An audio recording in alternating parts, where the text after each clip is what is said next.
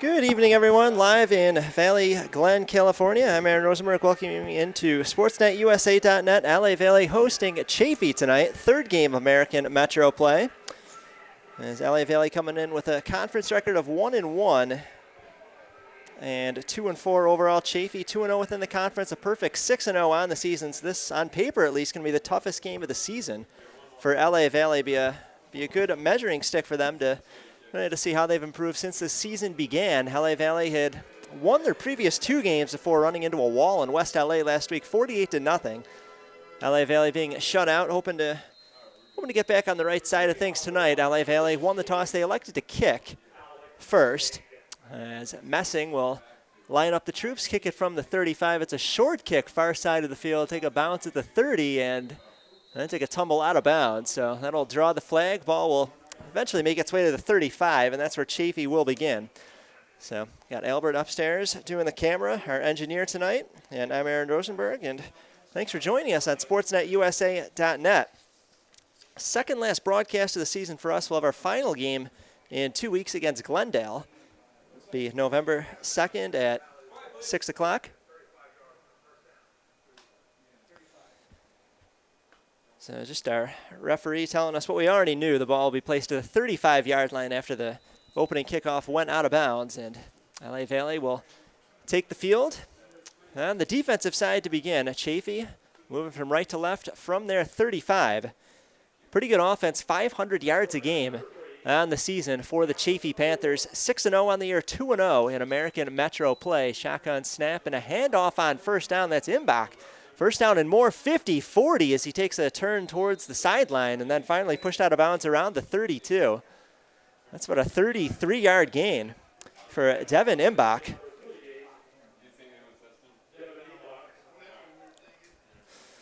So Chaffey can hurt you in multiple ways.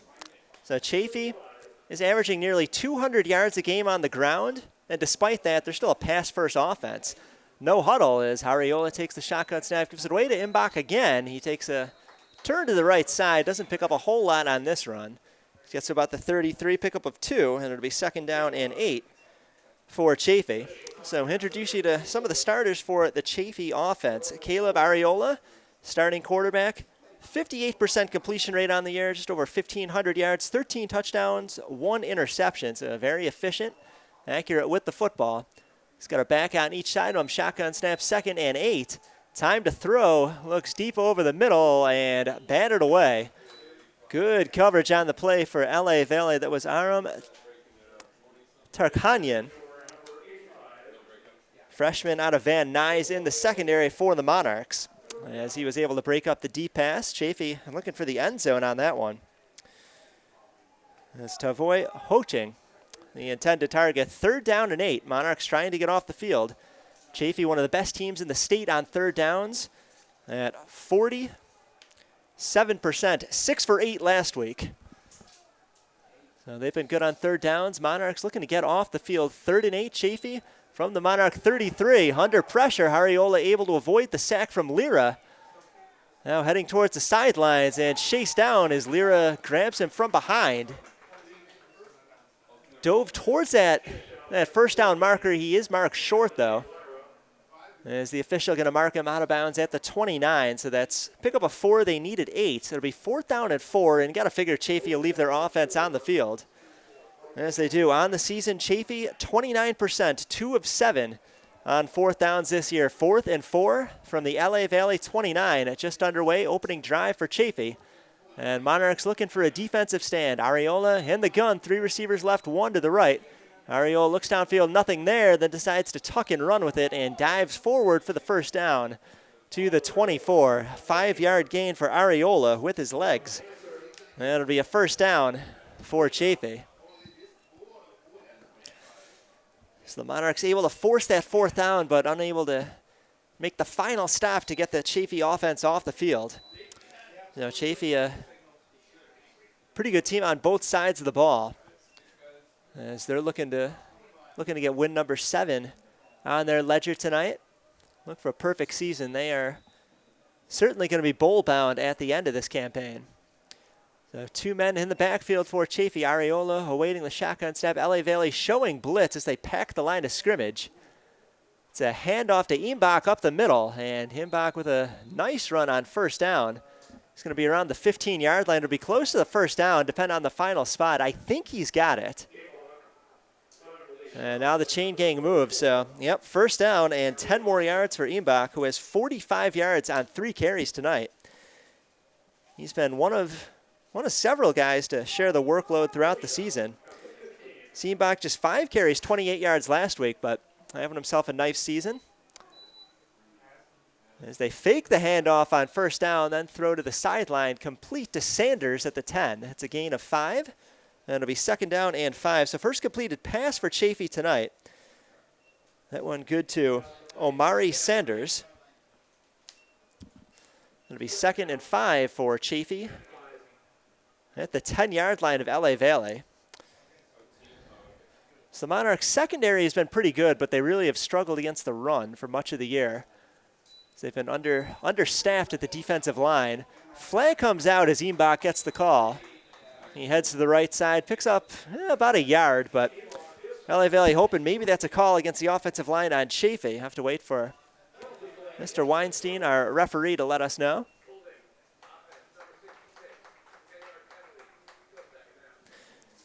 So it is holding against Chaffey. And the guilty party, Jonah Nugent Gomez, on the front line.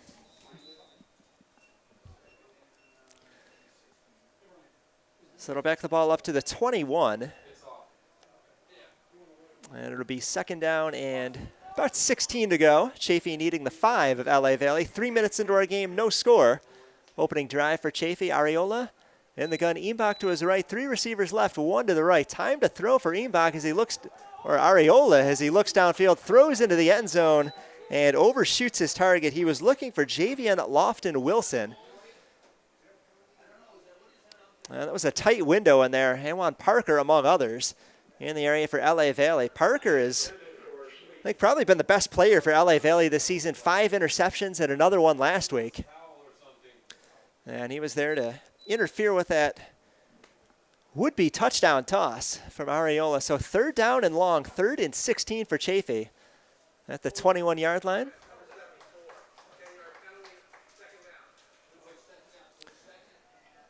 So holding penalty will add 10 more yards to this. So interesting decision there by Lester Towns. He could have faced a 3rd and 16 from the 21. Instead, he will face a 2nd and 26 from the 31. So I think he can make the case either way, but Coach Towns electing for the 2nd and 16. Chaffey at the 31, need the 5 for a first down. Areola in the gun, Imbach to his right. 4 receivers split evenly each side. They keep it on the ground, conservative play call, and Imbach gets swallowed up whole. Anthony Lira among those on the front line for the Monarchs. Lira having a very nice season. On the defensive line for LA Valle. Lira, a team leading 4.5 sacks this year, has been involved in tackles for losses. This one goes for just a couple there. So 3rd and 28. Ball at the 33 for Chaffey. 3 receivers left, 1 to the right. Areola will air it out down the right sideline and incomplete. He was looking for Sanders. But good coverage by Kyron Charles, sophomore out of North Hills in the secondary, just one-on-one. And Charles stayed with that ball every step of the way. In fact, he had a step on the receiver. So Charles actually had a better look at that football. And did Sanders. So there was a flag on the field. I'll admit I missed it during the play as it was around the line of scrimmage, but that one declined. And LA Valle's defense does its job. 4th and 28, ball at the 33, and Chaffey is going to go for a 50-yard field goal. Boy, this is a rarity at the community college level. So Nick Lawson, 6 for 9 on the season. This one from 50 yards, has the distance, but no good, wide to the left. Well, Lawson's longest on the season was 43 yards. And he just pulled that one to the left, so LA Valle's defense does its job. And if you give up a 50-yard field goal, I think you just tip your hat, but even better result for the Monarchs. That one sails wide, and the Monarchs will take over following the missed field goal. So 4 minutes into our ball game, no score. Chaffey comes up empty on their opening drive. LA Valley takes over from their 33. As we'll get our first look at the Monarch offense, which had a rough week last week. Unable to get into the end zone, and it will be Andrew Galvin starting at quarterback tonight. Galvin did not play last week. In fact, he hasn't played in about a month. They'll take a shotgun snap on first down, give it away to Moore. And as a flag comes out, Moore hits the line of scrimmage. I think he lost a yard on the play. Chaffey getting in there quickly. A couple guys in the area for Chaffey, including Justin Aramandaris, freshman out of Covina.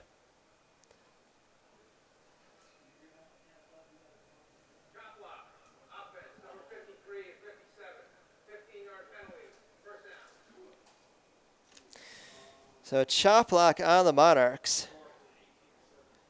It was Earl Hollyman, number 57. Switched his number before this game. He was wearing number 9 earlier this season, but switching to 57 tonight. Maybe he'll go back to 9 after this one. Not a good start for him. So first and 25 rather. This ball backed up 15 yards to the 18. As Galvin in the gun, and with the left arm will toss it to King down the near sideline, but overshoots him. Ball landed about 5 yards past King. And in coverage on the play, Simeon Burns, cornerback out of Temecula for Chaffey. Falls incomplete. It'll be 2nd and 25. Well, it's a beautiful night in the kind of the eastern edges of the San Fernando Valley tonight. It was about 80 degrees earlier today, but stiffed now down to 74. Feels a little bit cooler. Sun is now past the horizon. You can see a little bit of an orange glow beyond some of the palm trees off to the west in the direction that LA Valley is moving the football. 10:25 to play first quarter, 2nd and 25 for the Monarchs as Galvin takes the shotgun snap, takes off and runs 30, 35, and Galvin finally tripped up around the 40-yard line. That's about a 22-yard run or so, depending on the spot. So nice job by Galvin. Do some galloping for some yardage there. And suddenly the Monarchs are going to have a manageable third down. Third down, about 4 to go. Ball at the 39. They need the 43. Galvin will be in the gun. Moore to his right. 2 receivers each side of the field. As Galvin takes the snap, turns and fires over the middle, and that one high over the head of King. King was looking at the officials, signaling he wanted a pass interference or at least a defensive holding call. And not going to get it. That will bring up 4th down. The offense is staying on the field, so Coach Towns looking to roll the dice as Galvin, clapping his hands, wants a shotgun snap. So he'll move Moore to his left. A lone man in the backfield will serve as an extra blocker. 2 receivers each side of the field, and this could be just an attempt to get the pooch punt, and it is. Takes a bounce to the 27. Nobody was waiting in the return game for Chaffey, and that ball rolls all the way to the 4-yard line. Well, a beautiful punt from Andrew Galvin, the quarterback. 57 yards on the punt. That one was a beauty.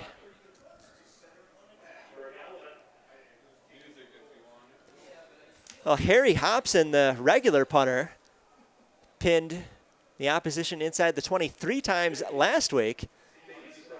And now Galvin gets his turn at it this week. So Chaffey's offense backed up very deep, 96 yards from the end zone. As they'll begin at their 4-yard line, 9.5 minutes to play, opening quarter. No score, each team coming up empty on their first drive. Ariola in the gun will give it away on first down, and a tackle for a loss around the 2-yard line. That was Castaneda running back in the place of Imbach, and Kyle Cordasco came in and quickly got his hands on Castaneda. 2-yard loss, 2nd and 12, maybe even 13 as the ball is backed up to the 1. Ariola out of the gun, gets rid of it quickly and completes it to the 15. Good job on the slant route. As that pass caught by Tavoy Hoching. 14 yards on the completion. And that one good for a first down. So 2 completions, 20 yards for Areola thus far. Now a little bit of breathing room for the Chaffey offense. It's 1st and 10 from the 15. Completes it to Lofton Davis. And Lofton Wilson rather, as he makes the catch, goes out of bounds. Around the 26, that's an 11-yard pickup and good for a first down. So the Chaffey offense starting to find its rhythm in the passing game. They throw for over 300 yards per game. Very, very efficient passing unit. In fact, just 2 interceptions as a team this season. Quick throw to the far side. That's Tyler Sweet, the leading receiver. So he slips out of 1 tackle at the 30 and then gets about 6 or 7 yards afterwards, running along the far numbers up to the 37. And that's another 11 yards and a first down. So Sweet had a monster game last week. 6 catches, 114 yards, and a touchdown. And now with 31 catches in 7 games this year. Could be an all-conference player by the time this season's over. They'll give it away on the ground, and again hit for a loss is Castaneda as the defensive line broke through quickly, flagged down on the play. As it stands now, it's about a loss of 2, but LA Valley hoping maybe a holding penalty to follow. Could back things up 10 yards, although that would give first down back to Chaffey, but let's wait for our referee to give us the call.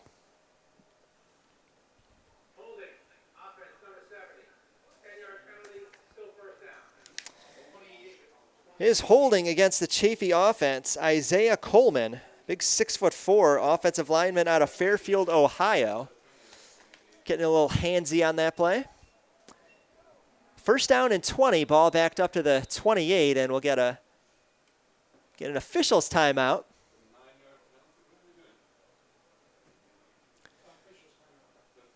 The official is talking about something here. I think they're adjusting the spot a little bit. It's 10 yards from the spot of the foul.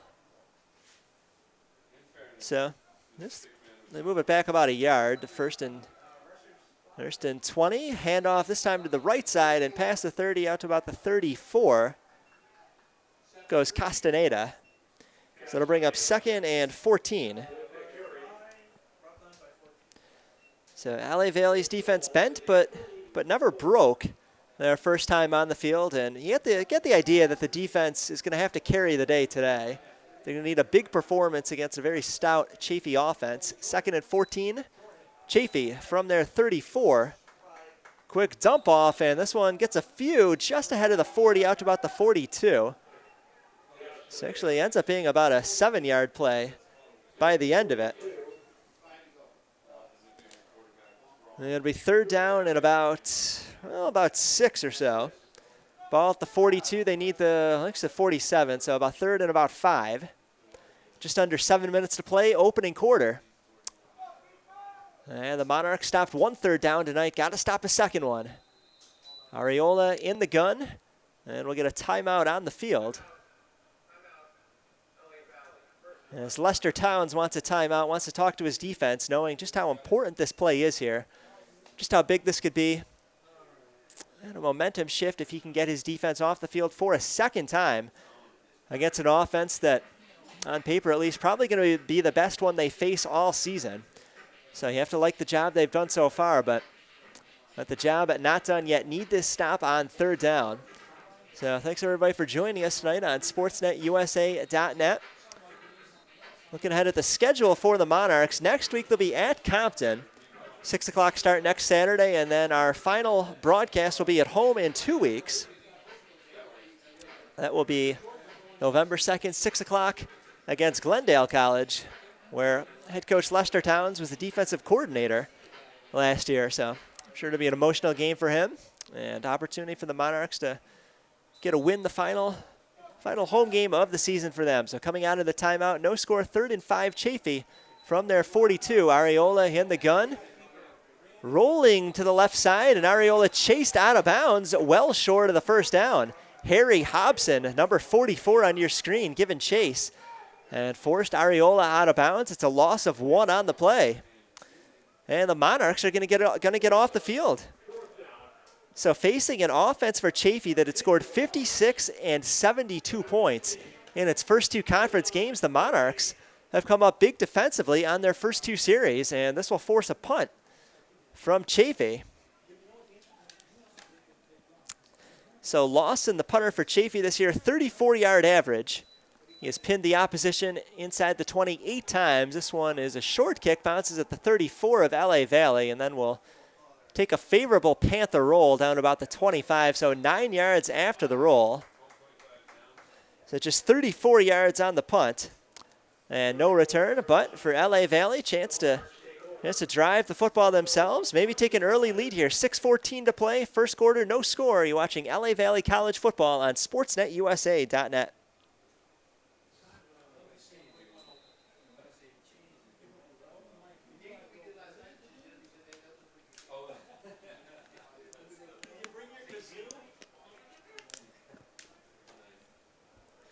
The second crack at it offensively for the Monarchs. 6:14 to play, opening quarter. This drive begins at their 25 as Galvin takes a shotgun snap. Sees an opening on the right side and tucks and runs past the 30. Driven down from behind at the 32, so nice 7-yard scramble for Galvin. Remember, he had a 22-yard run on the opening drive for the Monarchs.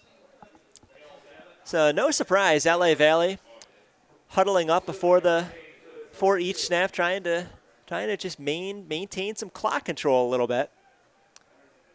2nd and 3 from their 32. Galvin out of the gun. 2 receivers each side. Slings it over the middle. That one in and out of the hands of Leon Courtney, the intended target. He's looking for him on a slant. Coverage on the play by Zen Gonzalez, defensive back out of Rancho Cucamonga. So 3rd and 3 for the Monarchs. Want to, if not get points, at least get a couple of first downs. Try to get the defense some breathing room. Defense has done such a nice job so far tonight. 3rd and 3 Monarchs from their 32. Galvin in the gun, motion from right to left as they give it on the sweep to King, and King has nowhere to go. King is hit around the line of scrimmage, maybe picks up a yard to the 33, but that's going to be 2 yards short of the first down marker. So they tried a little trickery on 3rd down, and it'll be 4th and 2, a ball at the 33, and that's going to set out the punting unit for LA Valley.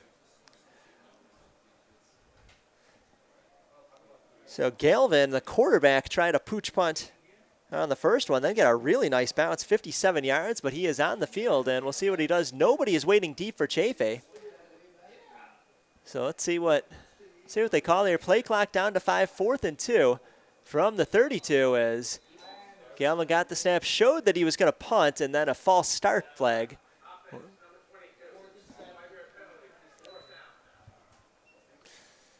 So a false start, illegal motion comes out on the Monarchs. That'll back it up 5 yards. That's a shame. 1, because you lose the 5 yards on the field position there, but then 2, because Chaffey did not have a return man deep the first time they lined up. So that was basically a guaranteed no return. Now Chaffey will send somebody deep inside the 40-yard line. So the field position really hurt by that penalty. That's not a good penalty. This one will bounce at the 45, then get past the return man who loses the football. It's on the ground. LA Valley has a chance to recover it. On the ground, rolling inside the 5-yard line. I think Chaffey finally fell on it. Inside the 5, and yeah, right around the 2-yard line. So all in all, that ends up being a 70-yard swing on the field position as Chaffey pinned all the way back at their 2-yard line.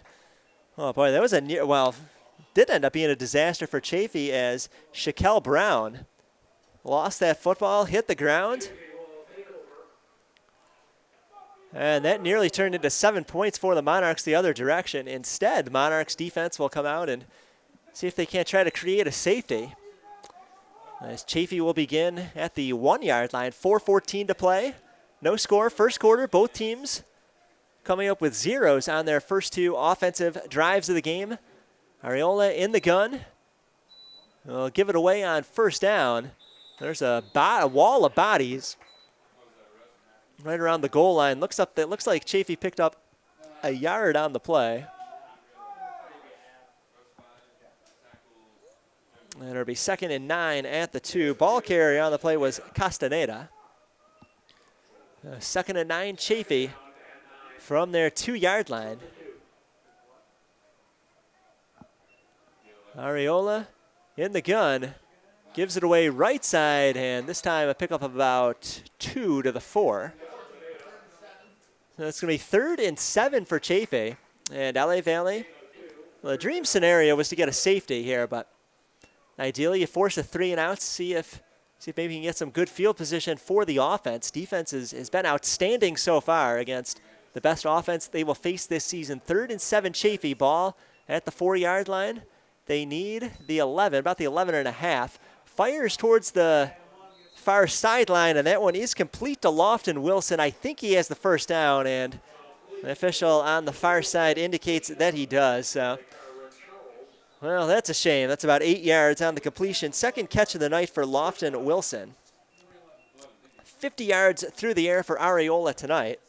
So we move inside of 3 minutes to go in the first quarter.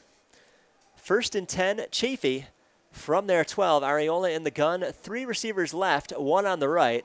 1-man Castaneda in the backfield. Areola escapes some pressure to the left side. He's going to launch it downfield for Sweet, and Sweet makes the catch at the 35 along the sideline.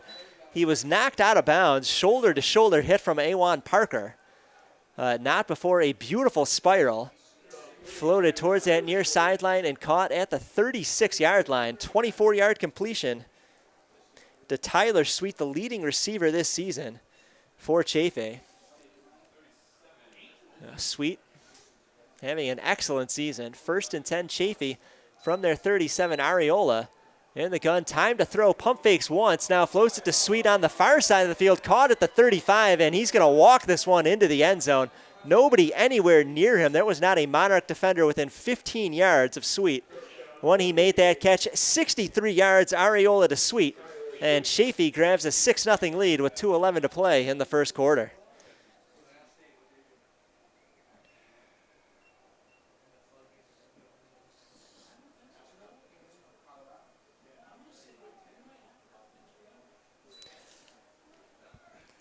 Now Hawking will line up for the extra point.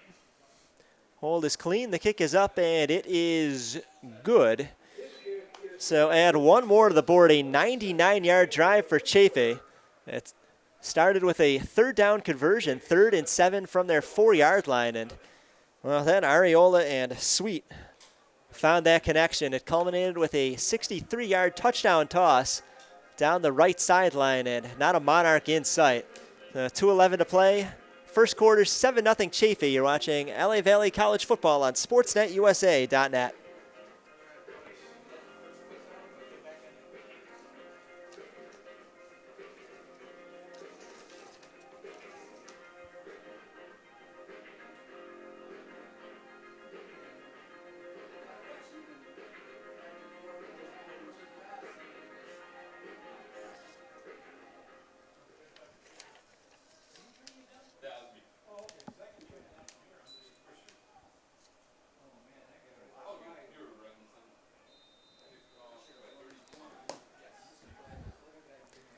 Defense finally broke for LA Valle on the 3rd drive. Give up 99 yards and a touchdown. Monarchs now trailing 7-0 as they're set to receive. That is Cade Cordasco fielding it inside the 5-yard line, and not a whole lot of room to run as he only takes it up to about the 15. So about a 13-yard return for Cade Cordasco. Monarchs will begin at their generous spot. I'll put it at the 17. So that's where LA Valle will start this drive. As Galvin will come out for his 3rd series tonight. Galvin hadn't played in several weeks, and mostly been Padilla, occasionally Courtney under center, but tonight it is Galvin. 1st and 10 Monarchs at their 17, 2 minutes to play. First quarter trailing 7-0.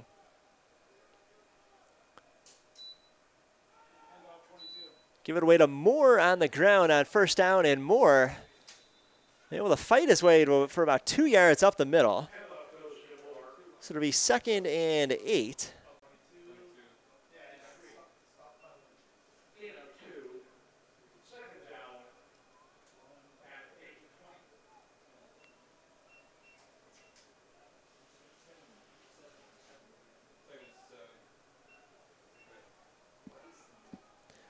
2nd and 7 as they give LA Valley an extra yard to the 20. Galvin takes the snap. Looking deep on the left side and a one-handed grab, but was it in bounds? No, ball came out, hit the ground. He was looking for Leon Courtney on the Chaffey side of the field and looked like Courtney might be able to make a spectacular one-handed catch. But the ball slipped out. I don't think Courtney had either foot in bounds anyway. But still, a nice athletic effort there by Courtney. And now 3rd and 7 for the Monarchs at their 20. 1:15 to play, first quarter.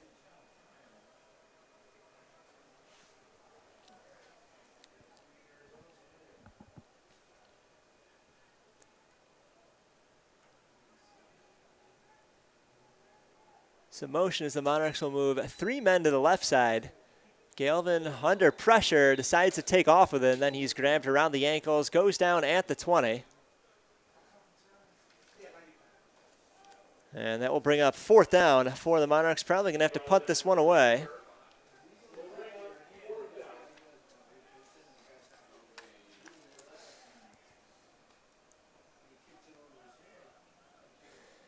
So Chaffey will send 1 man deep.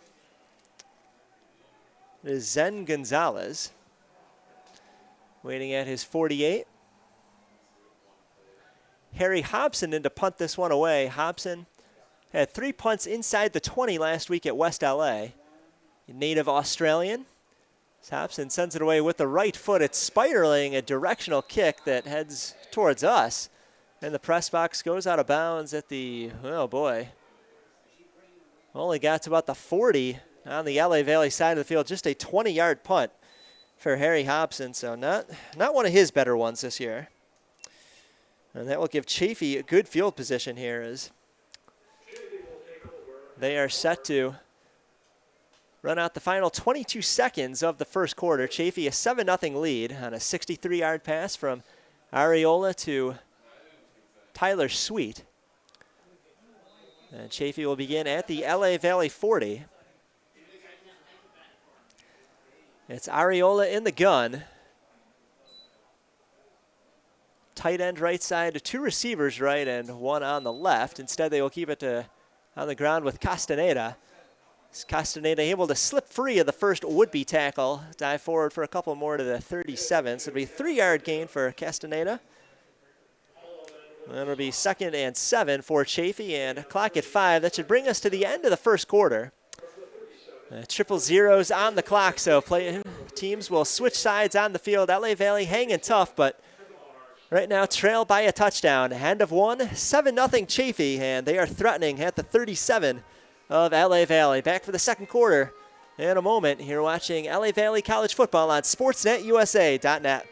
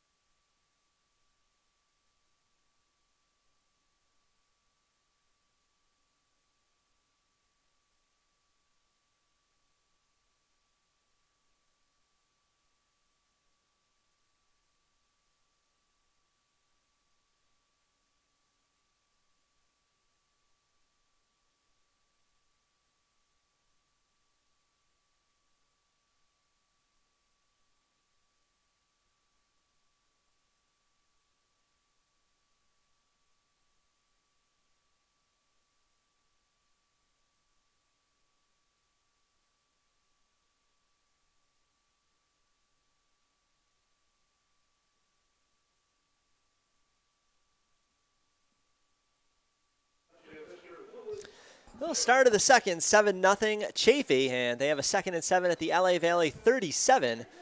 So put it on the ground on 2nd down, and not much going on there. A loss of a yard on the play. Castaneda is wrapped up by Anthony Lira, among others, for the LA Valley defense.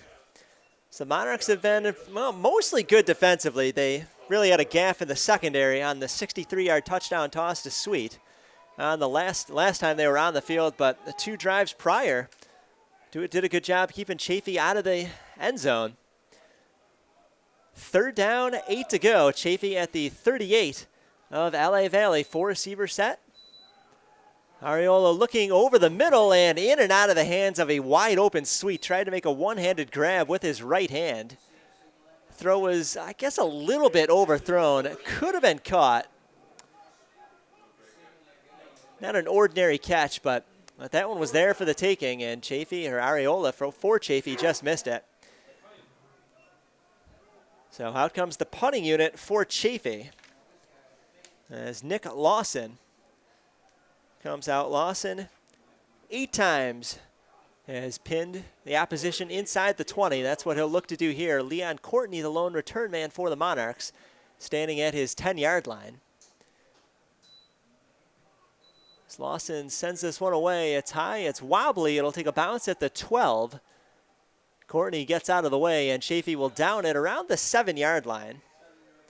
So it's about 31 yards on the punt.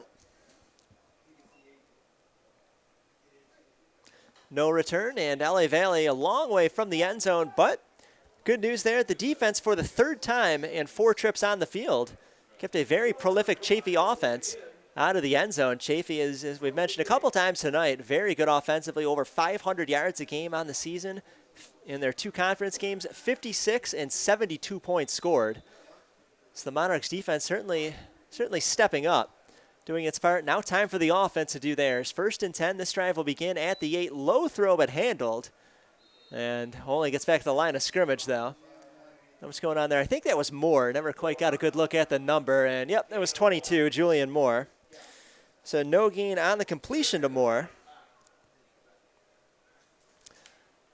It'll be 2nd and 10 from the 8-yard line for the Monarchs. Galvin out there for his 4th series under center. Moore to his left, 2 receivers each side of the field as now he'll get some motion. 3 men on the left side, 1 on the right for the Monarchs. That'll be a pitch to Moore. And Moore got hit for a loss way back at the 5, maybe the 6-yard line. So Moore got sent all the way back to the 6-yard line. That'll be 3rd and a long 12 for LA Valley.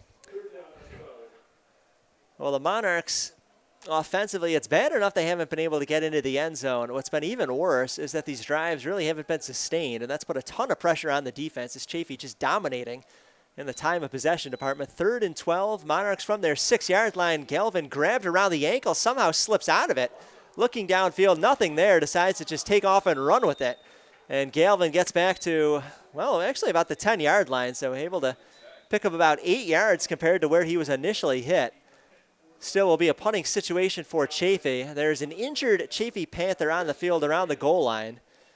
So we'll get an official's timeout while the training staff comes in and takes a look at him. I believe that's number 95, Francisco Jimenez. 6'4", 260-pound defensive lineman out of Corona. Corona, about 60, 70 miles southeast of Los Angeles.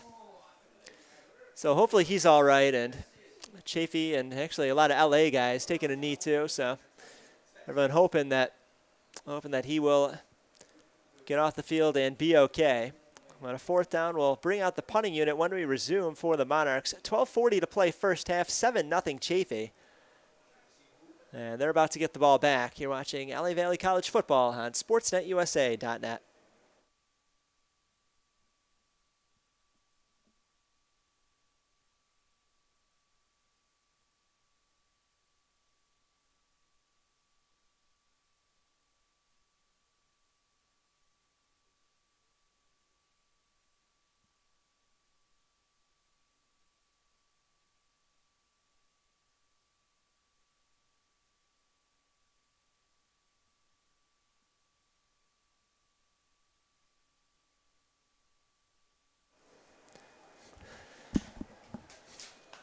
Well, some size of relief is Jimenez able to walk off the field under his own power, so that's good news for Chaffey. And it's more good news for them. They're about to get the football back. 12.5 minutes to play first half. 7-0 Chaffey, and LA Valley facing a 4th down will send Hobson out to punt this away. Snap from the 10. Hobson boots it off his right foot. This is a high spiraling kick, some good hang time. take a bounce at the 46 and then quickly bounce out of bounds. About a 36-yard punt, no return for Harry Hobson. His first one went just 20 yards. So a much better job on the second time. And LA Valley's defense, which has done basically a tremendous job tonight, will have to go back to work. 4 times on the field, 3 times they have held Chaffey without points. One time they broke down. There was, well, just a botched coverage in the secondary. 63-yard touchdown pass to Tyler Sweet. Other than that, though, the defense has been really good tonight. Chaffey averaging over 500 yards a game and over 60 points a game in conference. Imbach back in the game. They'll fake a handoff to him, and then Ariola takes off with it himself, bootleg to the left side. Picks up a yard to the 44. It's to be 2nd and 9 for Chaffey. Don't think you could really ask for much more from this LA Valley defense. They're understaffed and battling injuries and a roster of about half the size of many of their opponents. Officials timeout as Monarchs have an injured player on the field around the 40. Can't see that jersey number, but as soon as we know who that is, we'll let you know. And that is Akira McLean. Special thanks to Dale Beck on the PA tonight and his binoculars letting us know. So hopefully McLean is okay. He is a sophomore from all the way from Pennsylvania, city of Pittsburgh, later relocated to Woodland Hills. Coach Towns will join the training staff. Just want to make sure that McLean is going to be okay, and he will actually jog off the field. So good news for the Monarchs. It will be 2nd and 9 now for Chaffey as we move under 12 minutes to play first half. 7-0 Chaffey. Ariola in the gun. 3 receivers right, 1 on the left. And 1 man in the backfield. Ariola, quick throw over the middle. That one's complete to the 41. And that is where the tackle is made. A little bit of dodging there. That's actually the first catch of the season for Chaffey, for Joseph Tassamale, freshman out of Colony High School in Ontario. Actually played some quarterback. Saw him play quarterback a little bit in a high school game I did in Ontario. Ariola going deep for Sweet on 3rd down and hits his man. That one inside the 20-yard line. Those two have formed quite a connection not only tonight but throughout the season. And Sweet has been a killer for LA Valley. A couple times they thought they'd had a chance to get off the field, and Sweet able to extend drives. So that pass all the way down to the 15-yard line.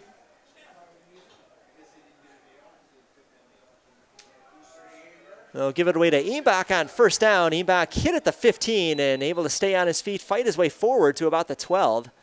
It's a 3, maybe 4. It'll depend on the spot. As they'll call it a 4-yard gain to the 11. 49 yards on the ground for Imbach tonight. He is the leading rusher for Chaffey. But they are primarily a pass-first offense. In fact, they got about 160 yards through the air tonight. Shotgun snap on 2nd down. Give it away to Imbach, and Imbach able to find an opening, hit it, and charge forward 11 yards into the end zone. 2nd touchdown of the night for the Chaffey offense as they extend their lead to 13-0 with 10:25 to play in the 2nd quarter.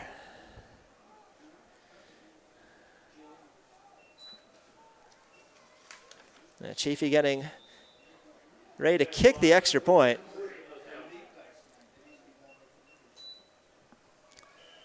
So Lawson's kick is up, and it is good. So add 1 more to the board, 14-0 Chaffey. 10:25 to play in the first half. You're watching LA Valley College Football on SportsNetUSA.net.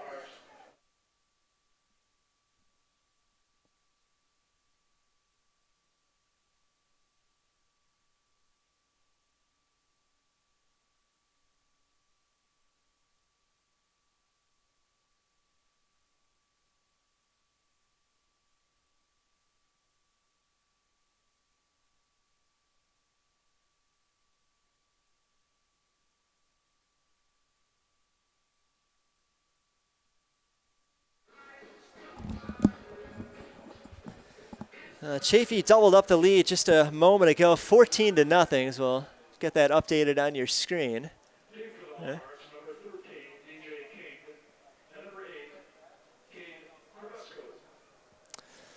King and Cordasco waiting deep for the Monarchs in the return game, who Monarchs now find themselves on the wrong end of 14-0. On the scoreboard, this one to the far side. That is King making the catcher on the 5. King heads in between the hashes, 15-20. And King with an opening left side 30-40. And King finally chased out of bounds around the 42, a 37-yard return for DJ King.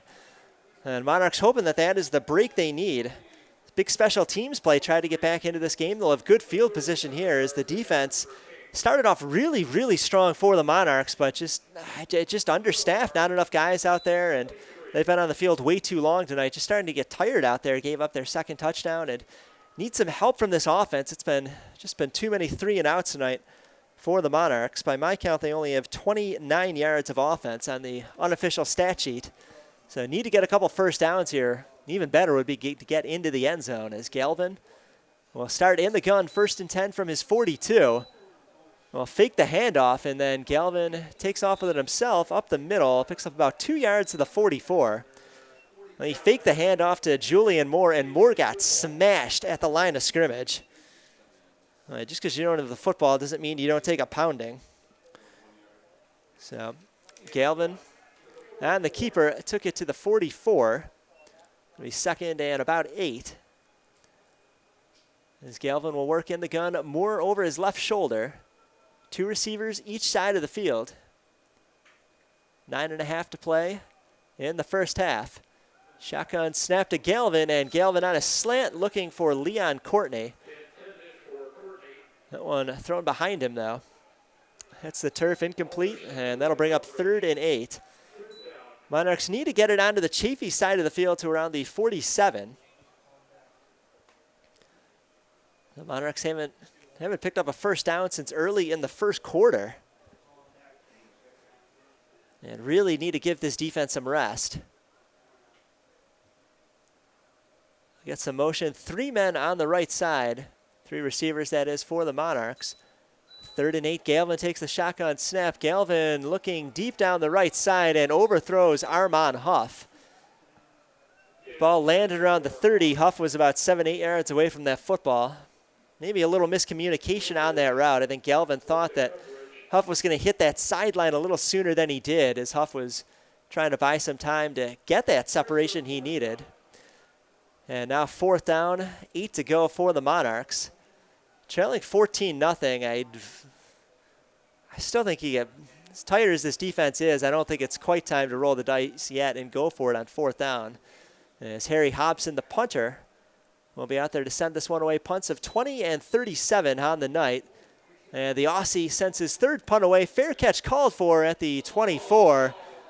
And a tackle made, and that's going to be a 15-yard penalty. Fair catch interference. So the ball was at the 24. It will end up at the 39 on the Chaffey side of the field after the penalty. And it's an example of a bad penalty. Been too many of those for the Monarchs this season.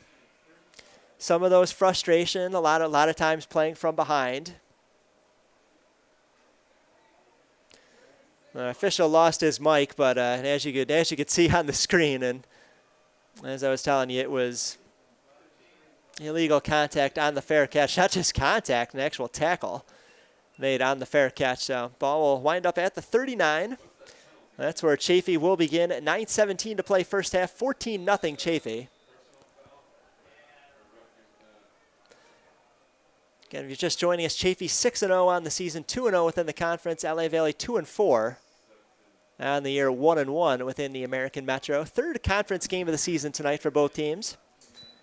Ariola takes the shotgun snap, looking near sideline, and throws a little bit high over the head of his intended target. He was looking on the play for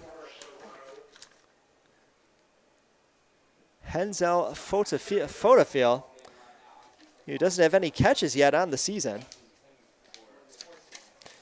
I think he's hit about 12 different guys on the year. And looking for number 13. Ariola out of the gun, has time to throw. Now he's being chased from the pocket, will throw downfield and nearly intercepted. That was an interception right in the breadbasket for Rael Rivera, the linebacker out of Burbank, and just couldn't hold on to it. And that could have been a game changer if Rael held on to that football, would have had a chance to get a lot of yardage going the other direction. But instead fell out of his chest, hit the turf, and that will bring up third down. Chaffey, one of the best teams in the state on third downs at 47%. They've converted several big ones tonight, including a 3rd and 7, which ultimately led to a 63-yard touchdown pass a few plays later. So Chaffey 3rd and 10 from their 39. Flag comes out as the ball is snapped. That one throw downfield incomplete. I'm looking for Lofton Wilson, Parker in coverage for LA Valley.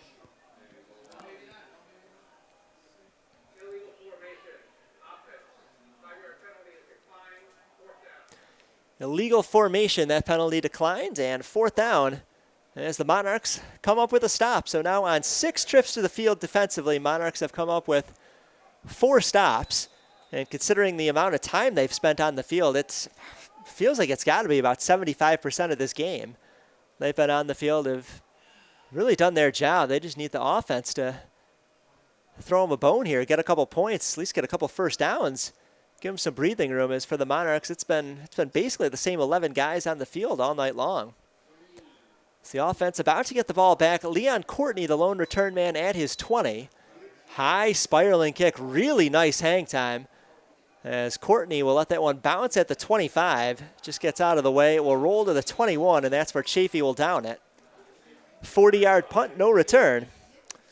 And LA Valley will begin at their 21. When we return, you're watching LA Valley College football, 14-0 Chaffey, 8:43 to go in the second at sportsnetusa.net.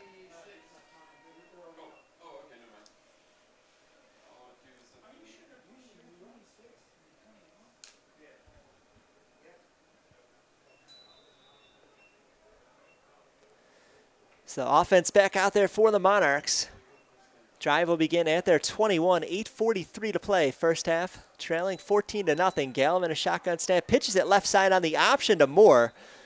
That didn't fool anybody.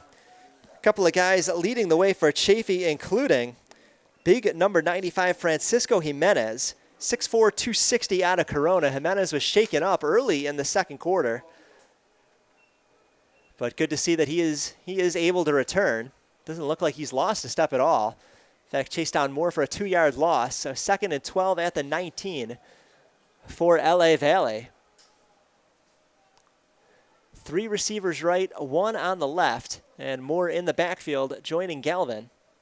2nd down and 12.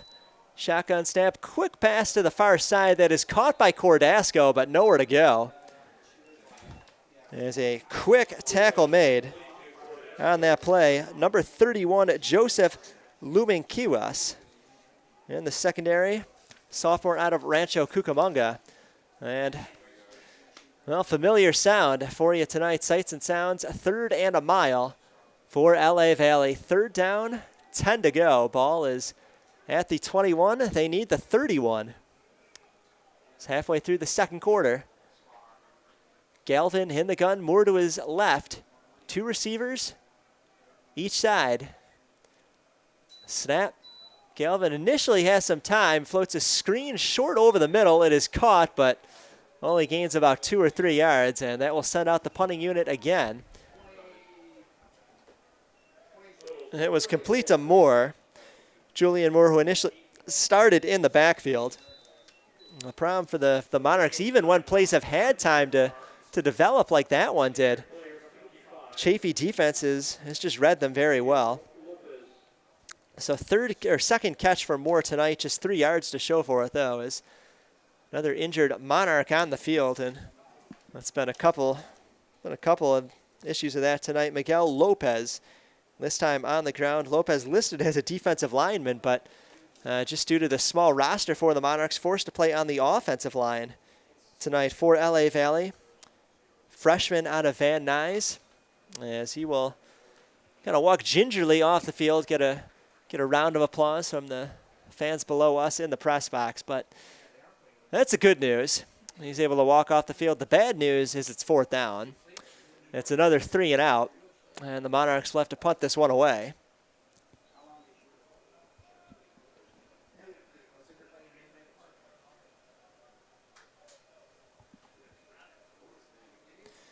So Harry Hobson will send this one away. 2 punts tonight, 20 yards and 36 yards in that order. Low snap, Hobson able to scoop it out of the ground, and that one is blocked. It is rolling towards the 10-yard line on the ground, and it's down there. Looked like it was number 95 Jimenez who got his hand on it. For Chaffey, Francisco Jimenez, defensive lineman extraordinaire, also making his mark in the special teams unit, and that's a huge play there. As the Chaffey offense will now take over 1st and goal at the 9-yard line. Chance to get a 3rd score, and with the way the Monarch offenses look tonight, could maybe put this game out of reach. So Chaffey will try to take advantage of outstanding field position here. Jimenez, nice block on the punt, and you could see that one coming. It was a poor snap. It was in the ground. Hobson had to scoop it out, and really had no chance to get that one away cleanly. 14-0 Chaffey, 6:46 to play first half. Areola in the gun. Tight ends and a receiver on each side. Instead, they will keep it on the ground. And it is a run to the right side. Moorfield getting his first carry of the night. As Jamal Moorfield, 33 yards and a touchdown last week, picks up 2 to the right side on this carry. And this is you're seeing right now the difference in depth on these two rosters. This is a guy who has had a touchdown, has had a great season, and we're more than halfway through the second quarter. That's his first carry of the game. Fade to the far side of the field, incomplete. Catch was made, but out of bounds, as that was Lofton Wilson, the intended target. Kyron Charles with the coverage for LA Valley.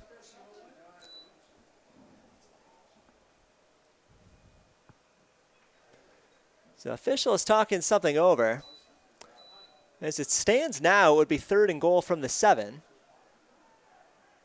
And it looks like now we're ready to go. So 3rd and goal from the 7 for Chaffey. Monarchs looking for a big stand on 3rd down. Areola in the gun, Moorfield to his right. Receiver and a tight end each side. Areola looking over the middle, looking for Sweet. And that one is complete into the end zone. Or, excuse me, not Sweet. That is actually Ho-Ching. 7 yards and a touchdown to Ho-Ching. And Chaffey converts it on 3rd downs. Again, we've told you a lot tonight. One of the best teams in the state on 3rd downs. And they get it done again. Took advantage of the blocked punt, set up 1st and goal inside the 10. And now get their 3rd touchdown of the night, 2nd toss of the night for Areola. He's now got 170 yards through the air. Extra point is up, and it is good. So 3 for 3 on extra points. Chaffey did miss a 50-yarder field goal earlier tonight, but that extra point is good. 6:03 to play first half, 21-0 Chaffey. Watching LA Valley College football on SportsNetUSA.net. Chaffey takes advantage of a blocked punt. Now up 3 touchdowns as the Monarchs will field this kick inside the 10. It's Cordasco, 10, 15, 20. Cordasco on his feet at the 30, spins out of another tackle and inching his way towards the 35, where he's finally wrapped up along the numbers. Over there, a couple of guys involved in that group tackle. I saw Mason Birdridge. So I think he will get credit for being the primary tackler on that play, but Monarchs will send the offense back onto the field and have not had a first down since very early in the first quarter. 5:52 to play. First half, 21-0 Chaffey. There's Galvin in the gun. Courtney in motion from left to right. They try to give it to him on the sweep. Mishandled the handoff. That ball is on the ground. Chaffey saying they have it.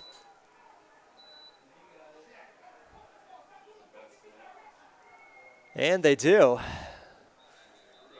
And there's an injured Monarch on the play, so that play went, well, as poorly as it could have gone for the Monarchs. They turned the ball over. They have an injured player. So the training staff will come out and have a look. So we'll step away, but Chaffey about to get the ball back at the Monarch 29, a 5:45 to play.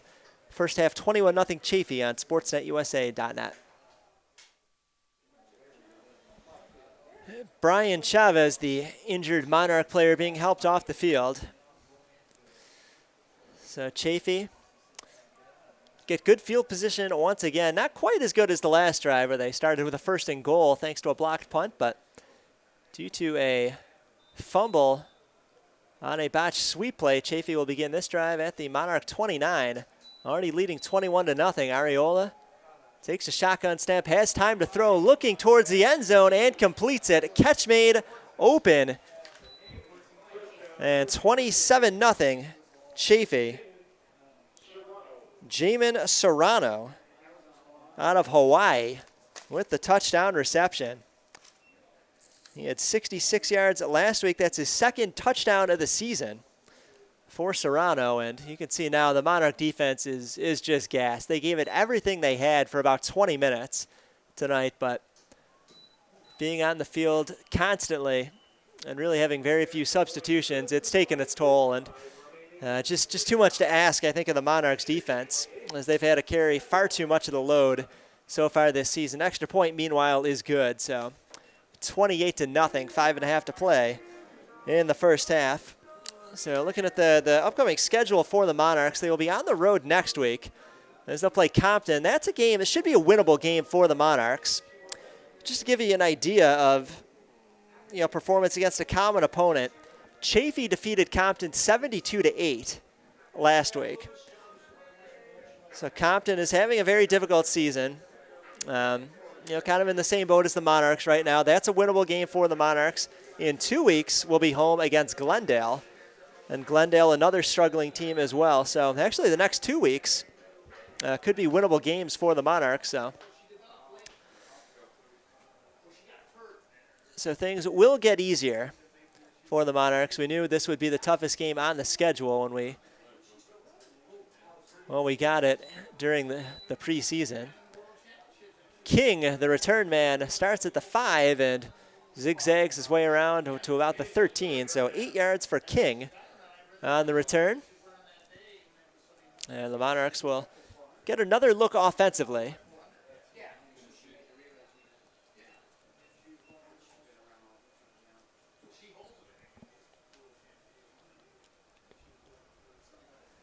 Well, cooling off a little bit, starting to get a little bit of a breeze here, at least coming in through the press box doors. It's hot earlier today, about 80 degrees. Now it dropped into about 70. So Galvin, who has taken every snap at quarterback for the Monarchs tonight, will once again go back out there. Hadn't played in about a month, but gets the start tonight, and the Monarchs will have to burn a timeout. Didn't like the personnel they had on the field, unable to get to the line of scrimmage on time. So Coach Towns will have to burn a timeout, and this comes with 5:25 on the clock. That'll leave the Monarchs with just one remaining in the first half. Chaffey has all three of theirs.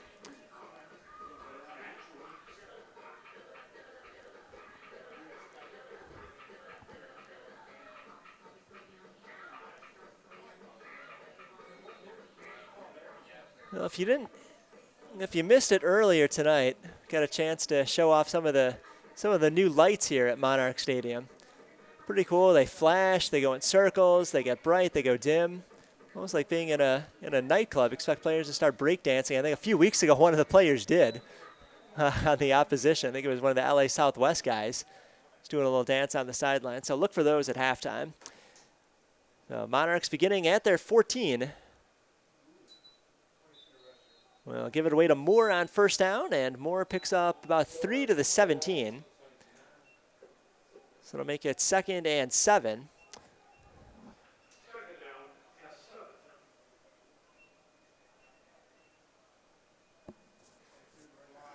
We'll give it to Moore again, and this time loses yardage. Just nowhere for Nowhere for him to run, nowhere to hide.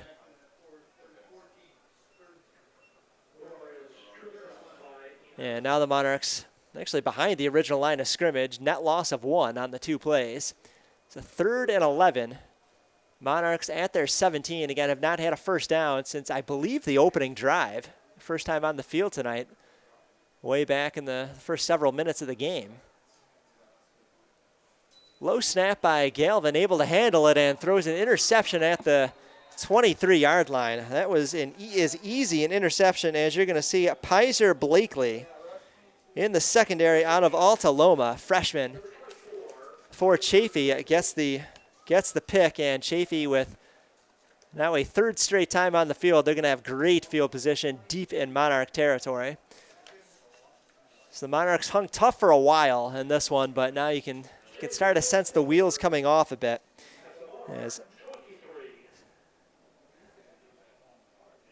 Pizer Blakely coming away with the pick.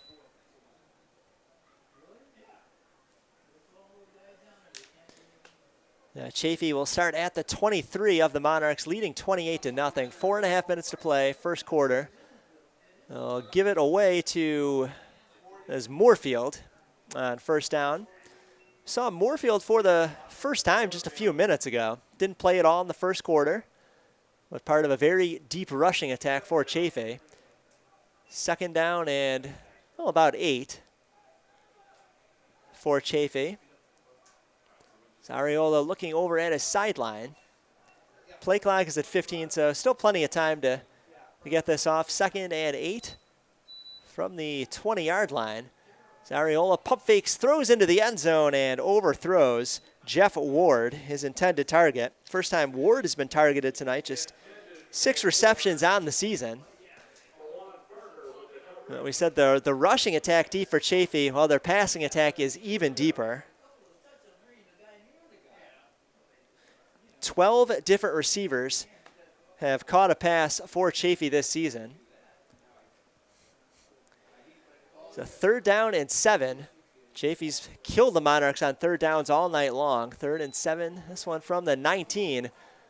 This time incomplete, goes in and out of the hands of Tyler Sweet. Sweet has 125 yards, 4 catches and a touchdown tonight, but unable to haul that one in, and that looks like we'll send out the kicking unit for Chaffey. Chaffey 9 for 12 on field goals this season. Missed a 50-yarder. This one will come from around the left hash mark and will be from 36. Hold is clean, the kick is up, has the distance, and it is good. So a 36-yard field goal for Lawson. As Chaffey extends their lead to 31-0, 3:35 to play in the first half. You're watching LA Valley College football on SportsNetUSA.net.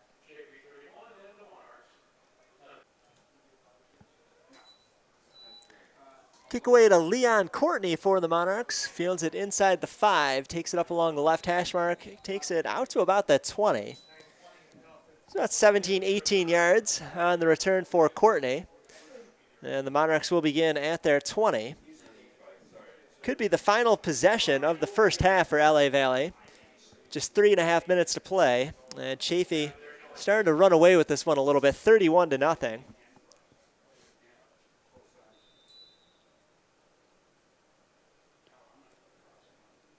Jesse Padilla, the new quarterback for the Monarchs. Seen most of the snaps over the last month, but Galvin had taken everyone to this point tonight. So Padilla will start in the gun. 3 receivers on the right side, 1 on the left. Option play, pitches it to Moore. Moore can't handle it, but fortunately for the Monarchs, it just heads out of bounds. Will be a no gain and bring up 2nd and 10. So Moore on the night really hasn't been able to amount a whole lot of yardage. In fact, we've got him right around 0. He's gained a few, lost a few. He's been targeted in the screen game a couple of times, just 3 yards receiving, but he's been active in the offense. So clock continuing to run, 3 minutes and counting. 2nd and 10 for the Monarchs from their 20. Padilla clapping his hands, wants the snap.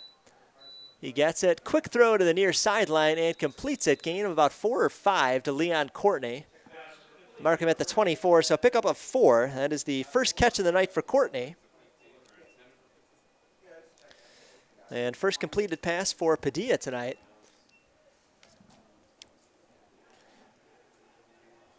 I found Galvin only had 2 completed passes tonight.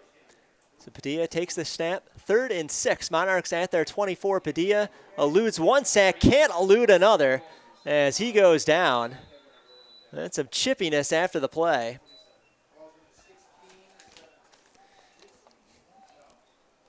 As Chaffey smelled blood in the water, Bryce Qualey, the linebacker out of Rancho Cucamonga, came in and got that sack.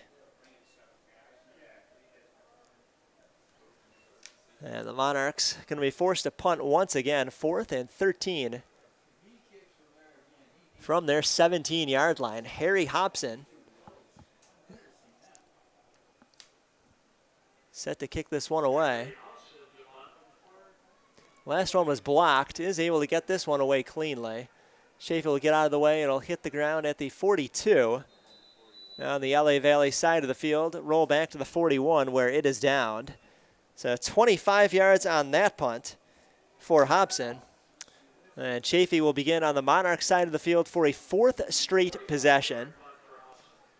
So you can look at that as one of the reasons that this game has now gotten out of hand. As the Monarchs have just been giving Chaffey too much good field position, the turnovers, the inability to pick up first downs and give the defense any kind of rest. As Coach Towns will have a pretty easy time diagnosing what went wrong in this first half for the Monarchs. Minute 46 to go, 31-0 Chaffey. 1st and 10, Chaffey from the Monarch 41. Shotgun snap to Areola. Areola, quick throw left side, it's complete to Ho-Ching. And Ho-Ching picks up a first down to the 29. 12 yards to Ho-Ching, his 2nd catch of the night. Or 3rd catch, rather, had a touchdown earlier in the evening. And Chaffey a 1st and 10 at the 29 of LA Valley. Minute 30 to play. Chaffey with all 3 of their timeouts, so clock not going to be a factor for them. Chaffey, quick throw left side again. This one is complete to around the 20. And breaking out of a tackle, able to fight his way for a few more, Bryce Pierre. Pierre, only 2 catches on the season coming into tonight, but that's number 3 for him. And that one good for a first down. So Pierre, 10 yards on the reception. And Chaffey inside the red zone, where they've been pretty good all season long. Chaffey, 67% of the time they get into the red zone, they come away with points. Ball at the 18 of the Monarchs. 1st and 10. Shotgun snap, complete to Lofton Wilson. And Lofton Wilson takes it to about the 11, so 7 yards for him on his 3rd catch of the night. Over 200 yards of passing for Chaffey tonight. That'll be 2nd down and about 2.5 to go for Chaffey. Ball at the 11 of LA Valley. Put it on the ground to Castaneda, and Castaneda finds an opening on the right side, takes it into the end zone, 11-yard touchdown run. And Chaffey adds some more to the board before the end of the first half. Minute 6 to play. Now they now lead at 37-0.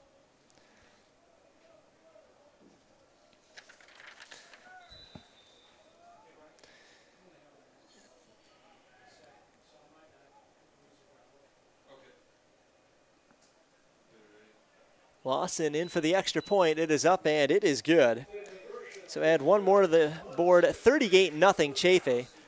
In a game that really has gotten out of control here in the 2nd quarter. It was 7-0 after 1. The defense was looking great, but then, unfortunately has been the case for a lot of this season. Just not enough rest, not enough guys to substitute, and just too much time on the field. As in the 2nd quarter, Chaffey has outscored LA Valley 31-0. Minute 6 remaining before halftime. 38-0 Chaffey. Watching LA Valley College football on sportsnetusa.net.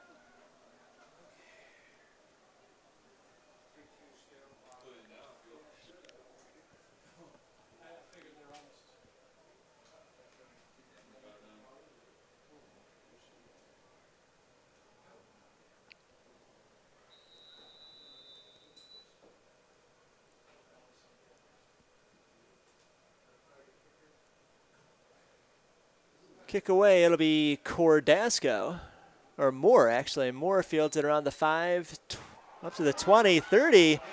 Has some room as a flag comes out. He's tackled at the 33, but 9 times out of 10, that's hold on the return team. And this one probably coming back, but as it stands now, a 28-yard return for Julian Moore.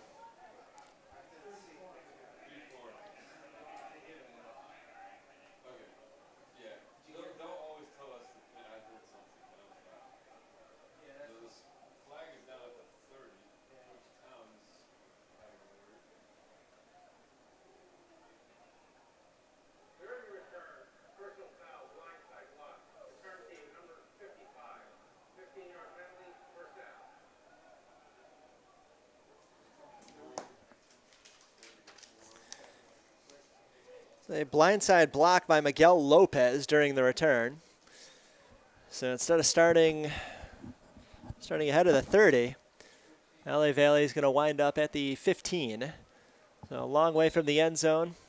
There's 59 seconds, 1 timeout, but without a first down and about 25 minutes of game time, wouldn't expect anything other than 3 conservative play calls. Shotgun snap and a handoff to Moore, and Moore's going to lose yardage back inside the 10. That's a loss of 5. Actually, they mark him right on the 10.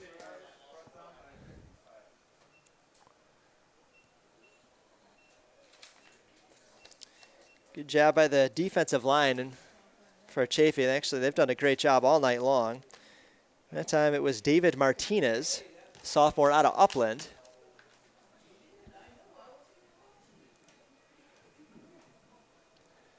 Second and 15, ball at the 10 for the Monarchs.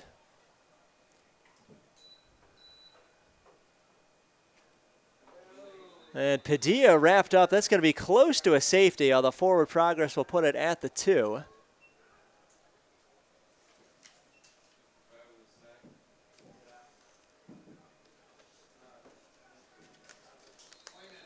And that will bring us to the end of the first half. So a first half in which Monarchs started off tough, held it to a 7-point game through 1 quarter, but then just overmanned. That point in the second quarter now stands at 38-0. So we'll be back in about 20 minutes time for the second half. 38-0 Chaffey. You're watching LA Valley College football on SportsNetUSA.net. So back for the second half, 38-0 Chaffey, and LA Valley will receive. Kick goes into the end zone, no chance for King to return it. So LA Valley will start this one at their 20. So things started off, I don't know if it'd go as far as well for LA Valley at the beginning of the game, but they were very competitive. Trailing 7-0 after the first quarter. Defense made a number of big stops. Offense really just could never get it going, and then in the second half, defense just got tired. We're put in too many bad positions in terms of, missed blocked punt, interceptions, failure of the offense to get first downs, and now 38-0. So the offense for LA Valley will start at the 25. This time it is Galvin back at quarterback here. Botched snap, and then Galvin able to pick up the football, sneak his way forward for a couple.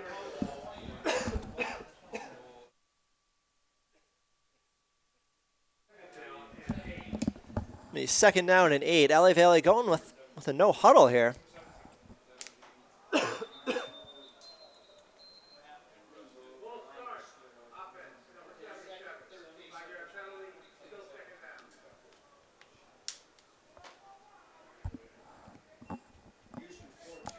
So it was 2nd and 8, and then a false start made it 2nd and 13 for the Monarchs.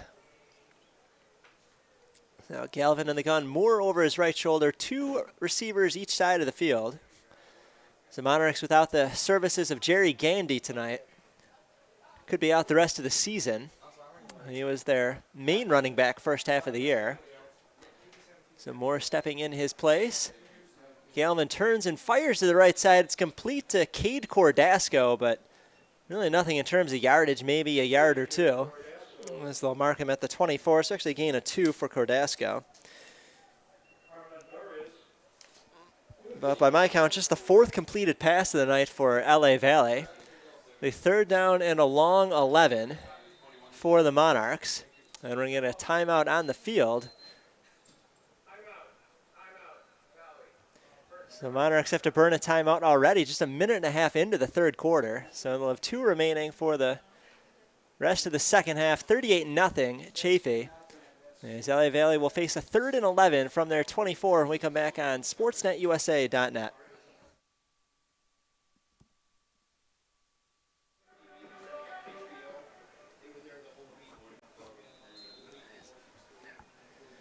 It's a 3rd and 11 for LA Valley from their 24. Galvan in the gun.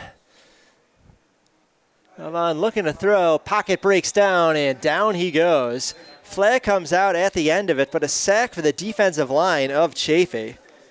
And wrapping up was Frank Scagnamiolio, sophomore out of Norco.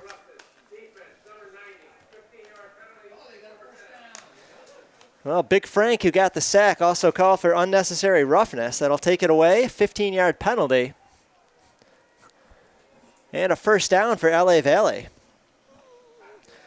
So the Monarchs needed a break. In fact, that's their first down since their first offensive series of the game. So between the long layoff and now a 1st down here, finally some rest for this defense. So 1st and 10 LA Valley from their 34. About 2 minutes into the 3rd quarter.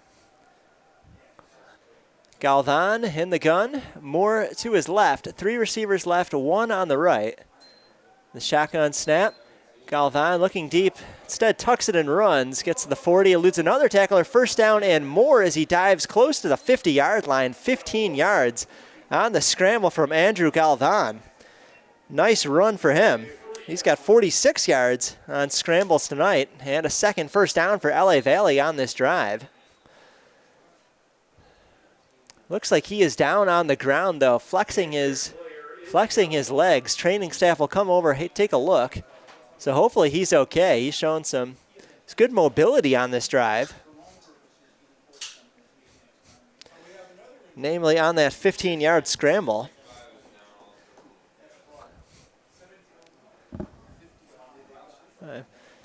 So not just Galvan on the field, but also Miguel Lopez, the offensive lineman. So training staff getting their work in. So Lopez able to leave under his own power. Galvan, he's going to be helped by one of the trainers initially. And just walking gingery, looks like maybe one of the legs bothering him. So we'll see if he is able to continue. May see Padilla come back in. Padilla saw some limited action, just one drive at the end of the 2nd quarter, as Padilla will lead the offense back onto the field. So Andrew Galvan to the sidelines. 2 minutes into the 3rd quarter, 1st and 10 LA Valley from their 49, trailing 38-0. So Padilla 5 yards behind the center. Moore, a couple yards behind him. 3 receivers left, 1 on the right. Clock resumes. Movement at the line of scrimmage. Question is who jumped first, and one of the officials signaling it's going to be a false start. LA Valley got a nice 15-yard scramble for a 1st down a play before, and they're going to give 5 yards of it away. 1st and 15 as the Monarchs will move back to their 44. So Padilla, who has gotten most of the snaps over the last month, but pretty limited action tonight. Just his 2nd series that he's out there for tonight, will wait the snap from the 44. 1st and 15 for the Monarchs. Moore in the backfield. 3 receivers left, 1 on the right. It's Padilla barking out some signals. Play clock down to 2. Got to get the snap off. They just do. Shotgun snap. Quick throw over the middle and incomplete. Incomplete. They were looking on a slant for Armand Huff. Good coverage on the play. And falls incomplete. It'll be 2nd and 15.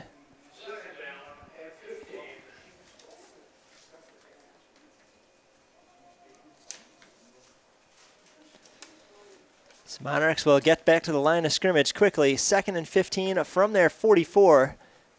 Same formation, 3 receivers left, 1 to the right, Moore to the left side of Padilla, who takes a shotgun snap, option play. They will pitch it to the left to Moore, and that play hasn't worked all night long. It doesn't work again. Moore loses the football. I think he's going to be called down by contact, though. Around the 40-yard line, it'll be loss of 4, maybe 5, depending on the spot. I'm actually going to move it all the way back to the 36. That's a pretty stingy spot for the Monarchs. I thought he was down by contact around the 39, but it will put it at the 36. That's a loss of 8, and that will make it 3rd down and 23. Ball at the 36. They need to cross midfield, get it to the 41 of Chaffey. 2 first downs on this drive. A 3rd one going to be very difficult to get. Padilla takes a shotgun snap. They throw short. It's complete to Courtney, who initially bobbled it, but then able to make the catch at the 40. 4 yards, needed 23. And that will bring out the punting unit. And for Courtney, that's his first catch of the night. It's the Monarchs' first time on any drive tonight they've been able to pick up multiple first downs. They are huddling up, so I'd be surprised if they actually went for it here, but the offense initially looked like maybe they would go for it. Now it appears they won't, as Chaffey sending a man deep to the 30. That's to punt it away is Scott Conti, the yoga instructor, and Conti puts it inside the 30. Play blown dead as we get a gust of wind coming in here.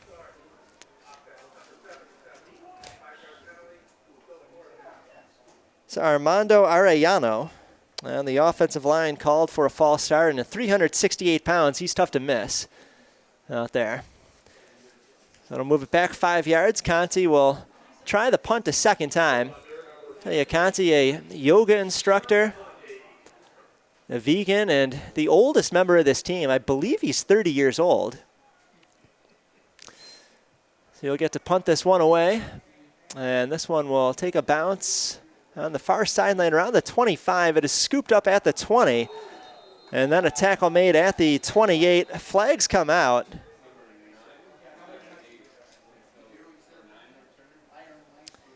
As Zen Gonzalez took a shot. It didn't look like there was anything dirty at the end of that play. I thought when he was hit, he did have a foot in bounds, but see what the officials call when we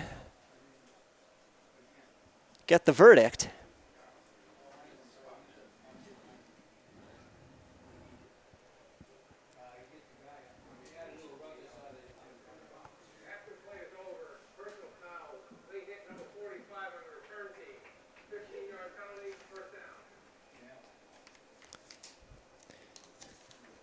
So personal foul against Chaffey, Keyshawn Clark in that return unit for Chaffey. That'll back it up 15 yards. Ball will be spotted, looks like around the 18 for Chaffey. 10.5 to play, third quarter, 38-0. Chaffey on top. And you get a whistle before the ball is snapped. No flags on the field, though. May just be a question of the spot.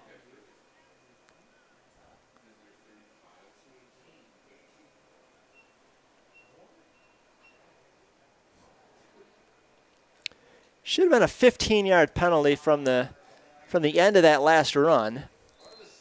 And now they get looks like now they've moved it to about the 13. So 1st and 10, Chaffey from the 13. Shotgun snap to Areola. Areola plenty of time. Nothing downfield, though. Flag comes out as he takes off and runs along the near sideline. Goes out of bounds at the 26. That's about 7 or 8 yards, depending on the final spot. There is that flag.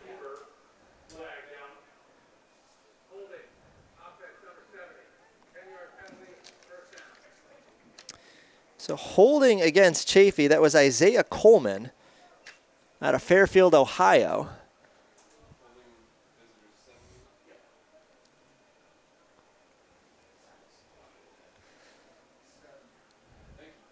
And the ball will be spotted at the 7. Need to get it to the 25 for first down. So it'll be first and about 18 to go. And Areola stays in the gun. Receiver and a tight end on each side. One man in the backfield.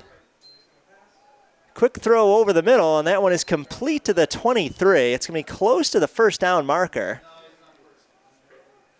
That would complete to Shaquille Brown, his first catch of the night. That one close to a first down. I don't think he got there. It's going to be about a yard short. It's about 16 yards to Brown. Third down, or second down, about a yard to go. They hand it off to Imbach. And Imbach does get the first down. Needed the 24.5, got the 25. And Chaffey able to move the sticks. So Imbach had 60 yards and a touchdown in the first half. Most of that, and actually maybe all of that, coming in the first quarter. Spent the second quarter on the bench. Now back out here for the third. 1st and 10 Chaffey from their 25. Over 200 yards passing tonight for the Chaffey offense. Ariola looking for more, looking for Hoaching over the middle. That one in and out of his hands at the 50-yard line. Several guys in the area, including Hobson and Parker. For LA Valley, Parker in the secondary. 5 interceptions this year, has probably been their best player on either side of the ball. Hobson has been pretty good as well as a linebacker. Just not enough backups. These guys play pretty much every snap of the game for the LA Valley defense. 2nd and 10. Chaffey at their 25. 9 minutes to play, third quarter. The snap, handoff to Imbach, and Imbach, slow and steady, plows his way to the 29. So 4 more yards for him. That'll set up 3rd down and 6. Now, LA Valley started off pretty well defensively in the game. In fact, 4 of the first 6 trips to the field, they were able to get off without allowing any points. That despite the offense only getting 1 first down during that time. So time of possession factor really heavily in favor of Chaffey. We'll get a timeout. LA Valley, that's their second charge timeout in just 6.5 minutes here to open the third. So Monarchs down to just 1 for the rest of the game. Comes with 8:37 on the clock. 38-0 Chaffey. They'll have a 3rd and 6 from their 29. When we come back, you're watching LA Valley College football on SportsNetUSA.net. So Monarchs down to just 1 timeout. 8.5 minutes to play in the third quarter, and Chaffey facing a 3rd and 6 from their 29. Ariola in the gun, 4-receiver set. Looks for Brown on the left side. That one broken up. Brown close to the 50, has that one knocked out by Charles. Kyron Charles, good coverage. Sophomore out of North Hills. And 4th down, out comes the punting unit for Chaffey.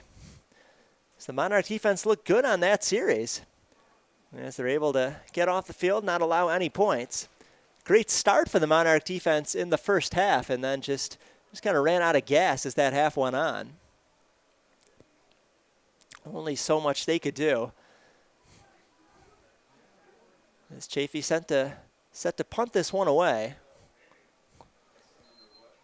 It's high, it's spiraling, and it is fielded by Armand Huff at the 36, and Huff didn't call for the fair catch. He got leveled pretty quickly. 35-yard punt, no return. And the Monarchs will begin at their 36 for their second offensive series here in the second half. So Andrew Galvan was hurt in the middle of that last drive, gave way to Padilla, but looks like Galvan is okay now. He will lead the offense onto the field. So some more action for him. He has 3 receivers to his left, 1 on the right, and movement all over the place on the line of scrimmage. This question is, who jumped first?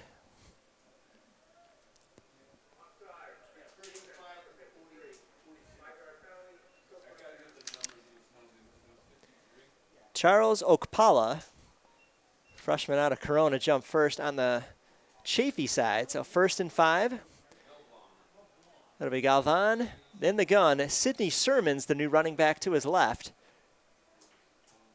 And 3 receivers left side, 1 on the right. So they're stacking receivers up on the left side, which is Galvan's throwing hand.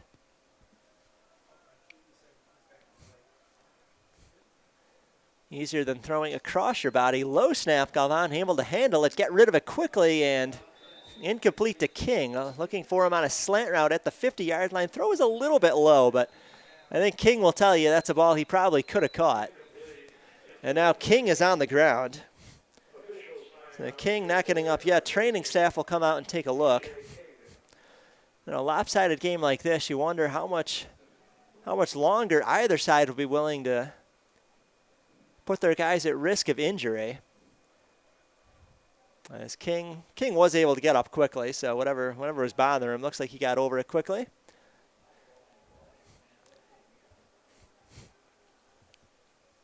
Second down and 5 for the Monarchs. From their 42, Sermons will stay in the backfield. Galvan 5 yards behind center. And just one receiver on that right side, 3 of them on the left.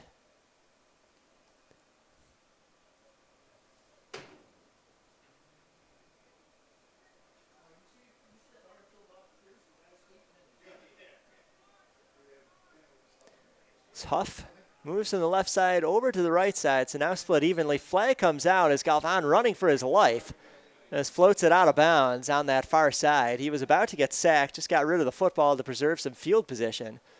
So I got to see what that penalty flag is about. It's that one on the near side at the 46-yard line.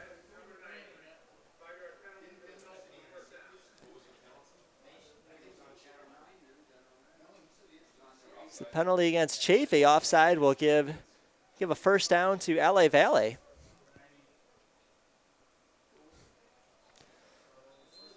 Ball spotted at the 47. On top of that Monarchs logo at midfield. Well, Sermons stays in at running back. He hasn't gotten a carry yet. Play clock now within 10. They're going to have to snap this ball quickly as it hits 5. Galvan clamping his hands. No, he needs the football. They just get the play off. Galvan rolling to his left side. Galvan throws it into the turf. Cade Cordasco, closest guy to that football. He was about 5 yards away. So skips into the turf, incomplete. That'll bring up second down and 10.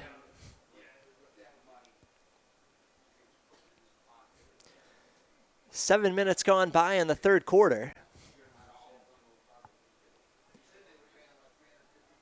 Monarchs will be at Compton next week, home against Glendale in 2 weeks. That'll be our final broadcast. Then they finish the season at Santa Ana in the middle of November. That one's still just about a month away. Now Galvan clapping his hands as the play clock hits 0. Slant over the middle, incomplete. Ball hits the ground. He was looking for 27, who was missing from our roster, but falls incomplete on the stant. And 3rd and 10 for LA Valle.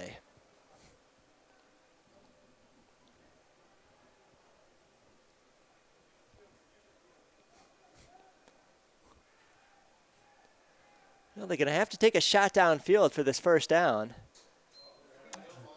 And false start penalty never came. Somebody was clearly across the line. They go deep for Cordasco. Flags come out in that area. And incomplete. Going for Cordasco one-on-one against Xavier Brayboy in the secondary.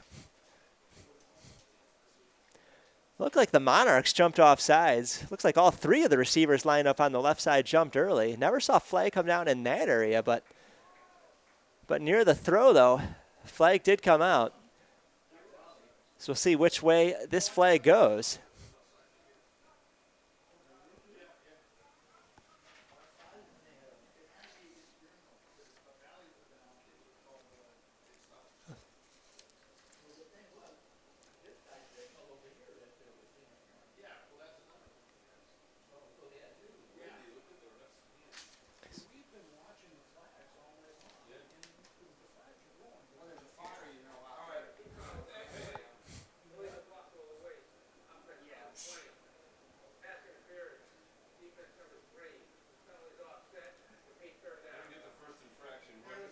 So pass interference on Xavier Brayboy. So that was the call in the secondary. Armand Huff called for an illegal block.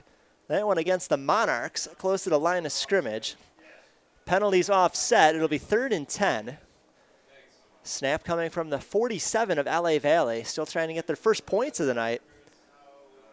Monarchs shut out last week and just in a funk offensively. 3 men on the left side. Flag comes out as Galvan is thrown into the ground, sacked. That will bring up 4th down, but there is that penalty flag on the field. A couple of bodies emerging from that pile. Among others, it is Matthew Torres, defensive end, 6'5" out of Rancho Cucamonga. So neutral zone infraction against Chaffey. That will wipe off the sack, give the Monarchs another chance on 3rd down. 3rd and 5 from the Chaffey 48 as the ball moves across midfield. Now halfway through our 3rd quarter. Pretty windy on the field. You really don't get a sense of it up here in the press box, but just take a look at any of the flags blowing near the end zones, and looks like there is some significant wind out on the field. And 3rd and 5 from the Chaffey 48. Galvan clapping his hands. They just get the play off. He's going deep, has a chance for the deep ball, and incomplete. Looking for DJ King. It was on King's hands. He was pulling it in towards his chest, and then the ball came out at the last second. He had beaten Tayari Venable in coverage, the freshman cornerback out of Rancho Cucamonga. And a missed opportunity there for the Monarchs. If King had been able to hold on to that ball, could have set up maybe a 1st and goal, maybe even a touchdown on that play. But instead it'll be 4th and 5, and got to figure the offense will go for it here. Although Conti's out there punting away. I thought the offense would stay out there. It's been about the shortest 4th down they faced all night, but they instead will punt it away as Conti sends a spiraling directional kick to the far sideline, out of bounds around the 15. That's where it lands. 33-yard punt, no return. And Chaffey will begin at their 15, 7:04 to play with a 38-0 lead. You're watching LA Valley College football on SportsNetUSA.net.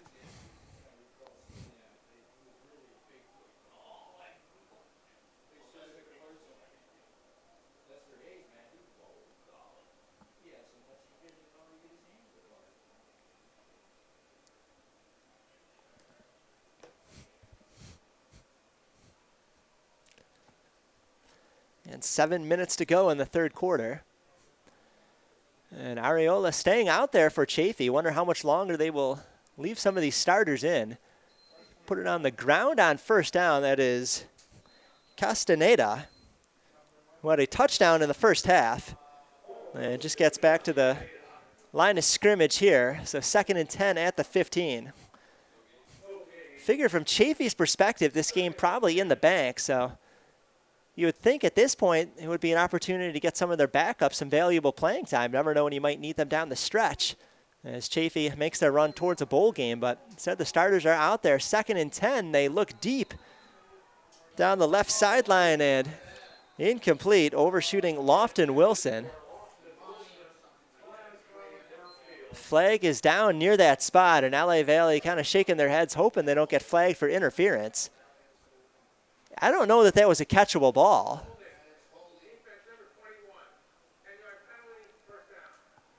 They're going to get Parker for holding defensively. It's a rare miscue from Parker. It was 5 interceptions in the secondary for LA Valley this season. It's been their best player this year. But instead, called for the hold this time. It'll be a 1st down for Chaffey. 1st and 10 from their 25.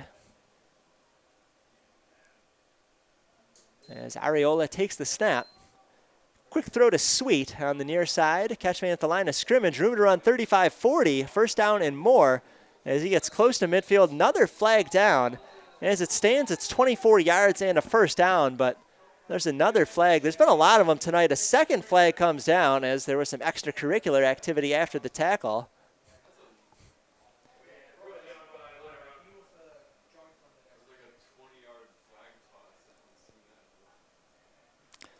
The officials now with lots to talk about. 2 different flags coming down.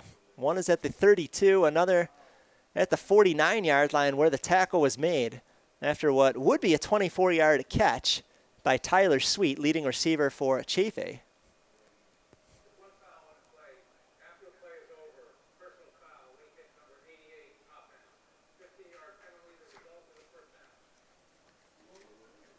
So one of the flags picked up, and Tyler Sweet, the receiver, was called for a penalty, unsportsmanlike penalty after the play.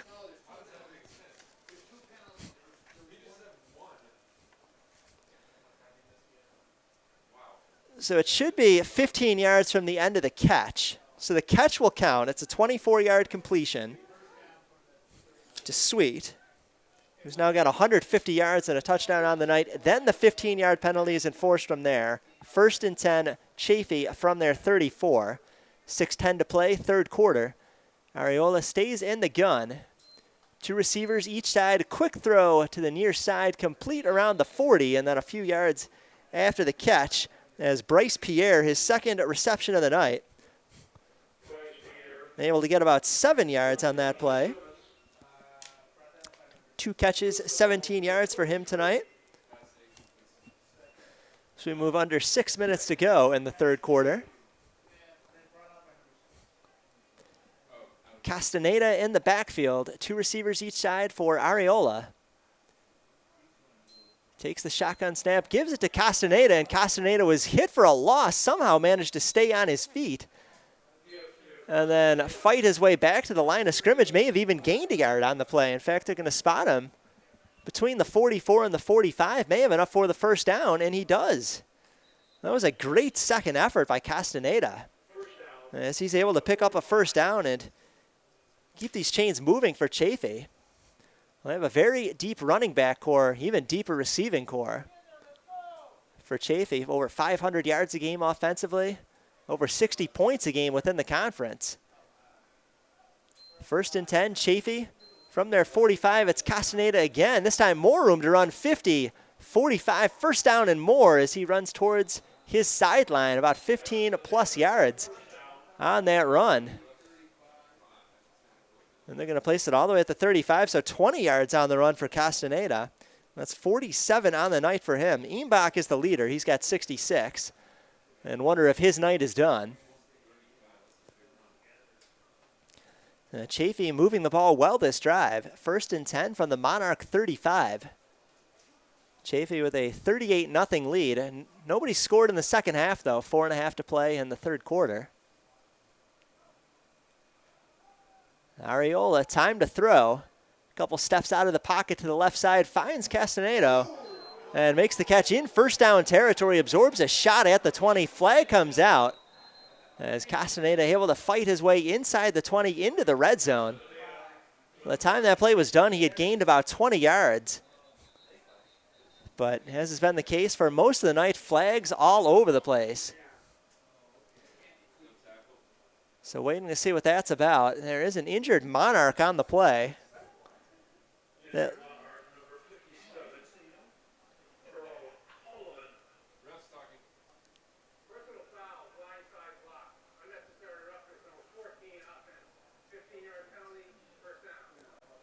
Jamin Serrano called for unnecessary roughness on the play.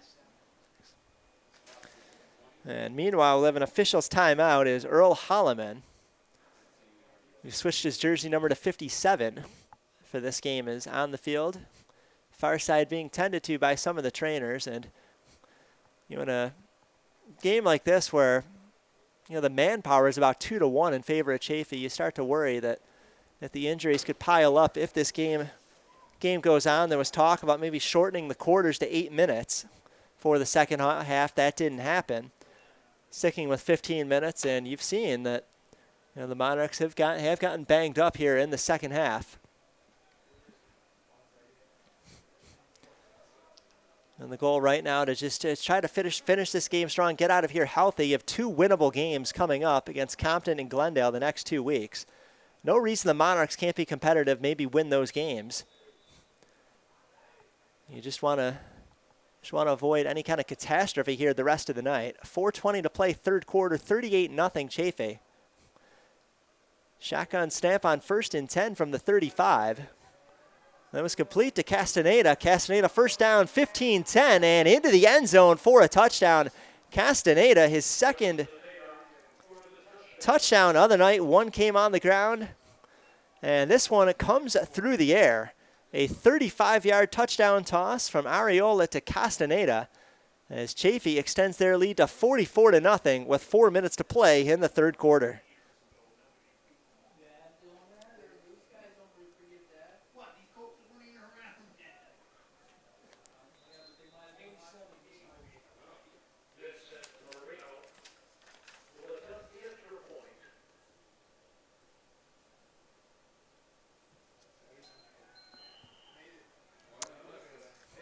An extra point, no good.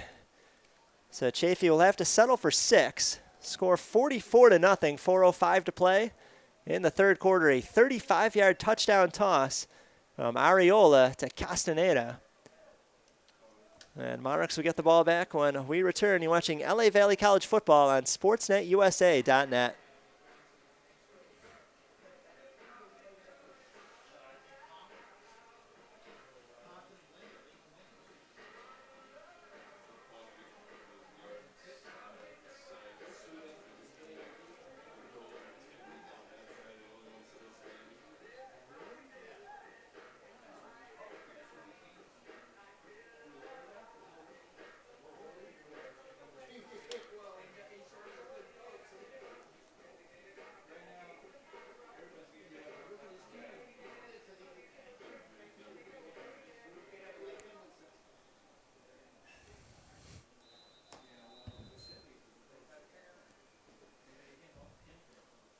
It's Cordasco on the far side and King on the near side to return. Kick goes to King.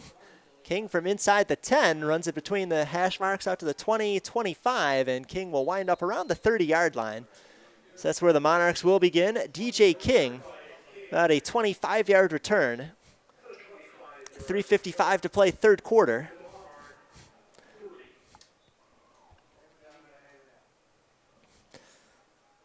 And this time an injured Chaffey player on the field. It's covered up by the trainers. Hard to see that number.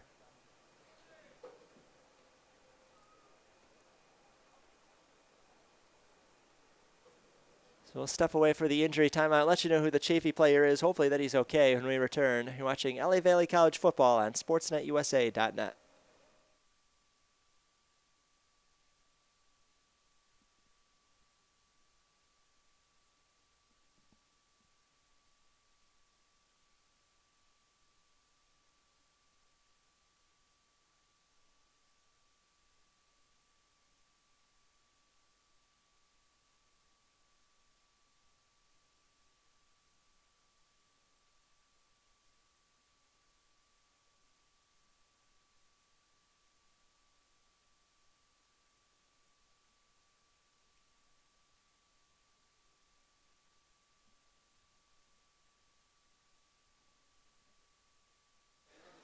Joseph Lewin-Kuas, the injured Chaffey player number 31, being helped off by the trainers.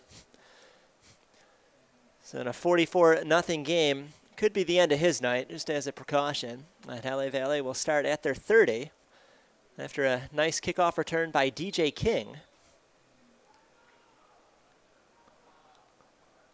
Andrew Galvan, the quarterback, pitches it left side to Moore. And Moore with a nice run on first down, out of bounds at the 38. Pushed out of bounds on the play by Rajaith Sutherland, linebacker out of Moreno Valley, a freshman.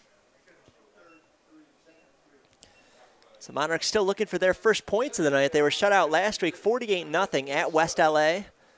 Trailing 44-0 tonight against the Chaffey team that is the toughest opponent on their schedule this year. 2nd down and 3 following the 7-yard run. Monarchs at their 37. Moore will be on the left side of Galvan.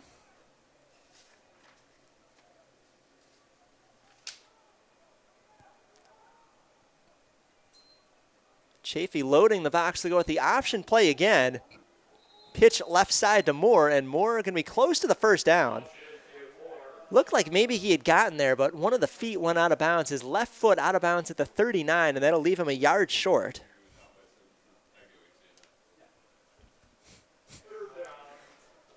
Third down and just a yard.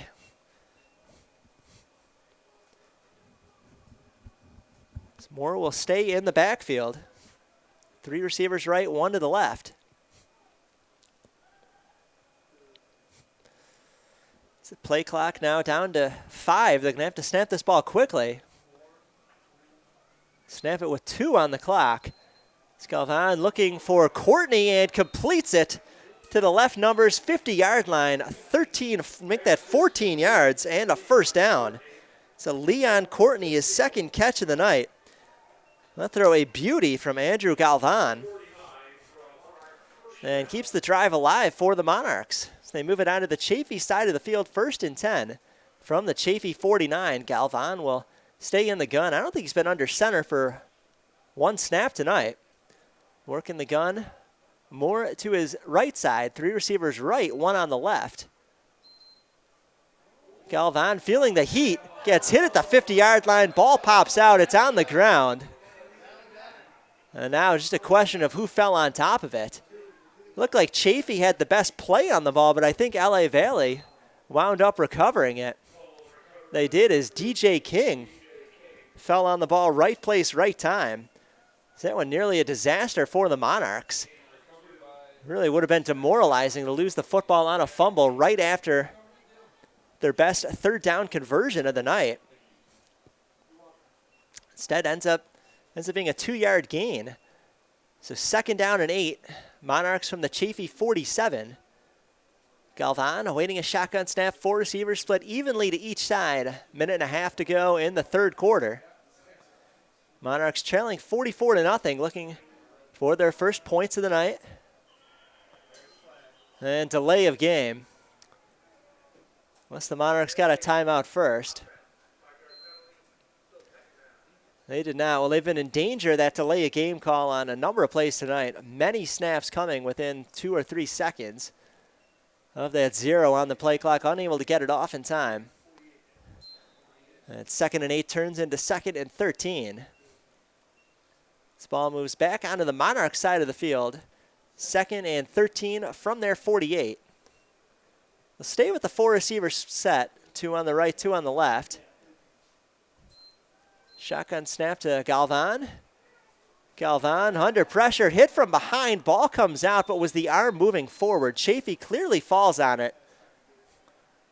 Just ahead of midfield, it was, looked like number 47, Bryce Qualey, who fell on top of it for Chaffey, and they're going to say, no, it was a fumble, not a forward pass. A tricky call for the official there because the arm clearly was moving forward, but it was coming underhanded.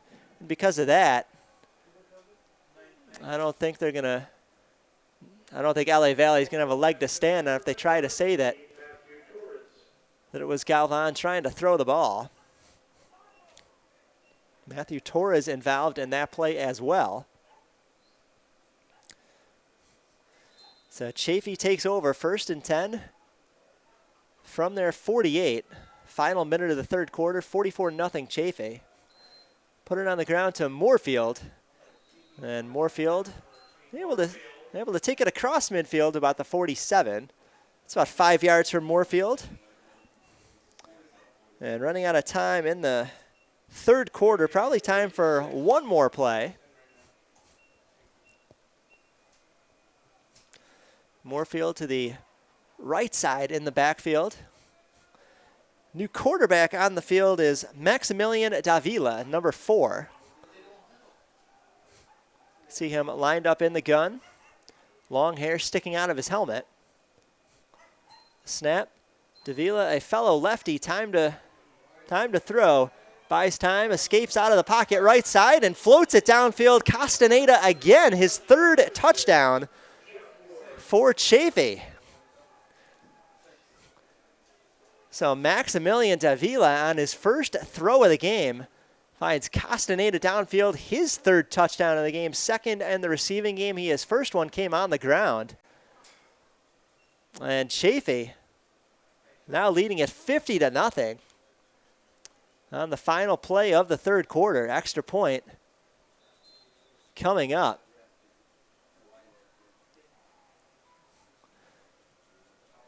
It is up and it's good.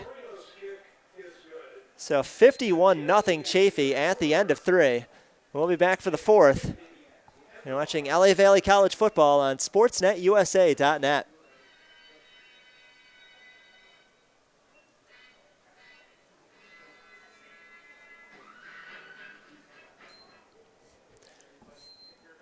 So Maximilian Davila on his first throw of the game, coming in replacing Areola, launched it downfield.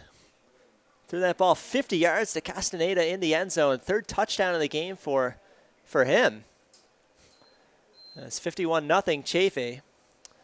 As Julian Moore, the return man for LA Valley here, takes it ahead of the 20 out to about the 23 or so. So that's where the Monarchs will begin at the 24. Next, move it up a yard on the final spot. The first play of the 4th quarter, 51-0. Chaffey out in front. Well, it's been a really rough night for the Monarchs, but the good news is the schedule does get easier the next 2 weeks. They're at Compton and then home against Glendale in the next 2 weeks. Those both should be winnable games for the Monarchs. So they'll have a chance to maybe get 4 wins on the season within the next 2 weeks. They'll be at Santa Ana to finish off the year in the middle of November, but we knew this would be the biggest challenge on the schedule. Knew that at the beginning of the season, and Chaffey has come in as good as advertised. Offensively, defensively, they've made all the plays tonight. And Chaffey going to be bowl-bound at the end of the season, the probable American Metro Conference winner.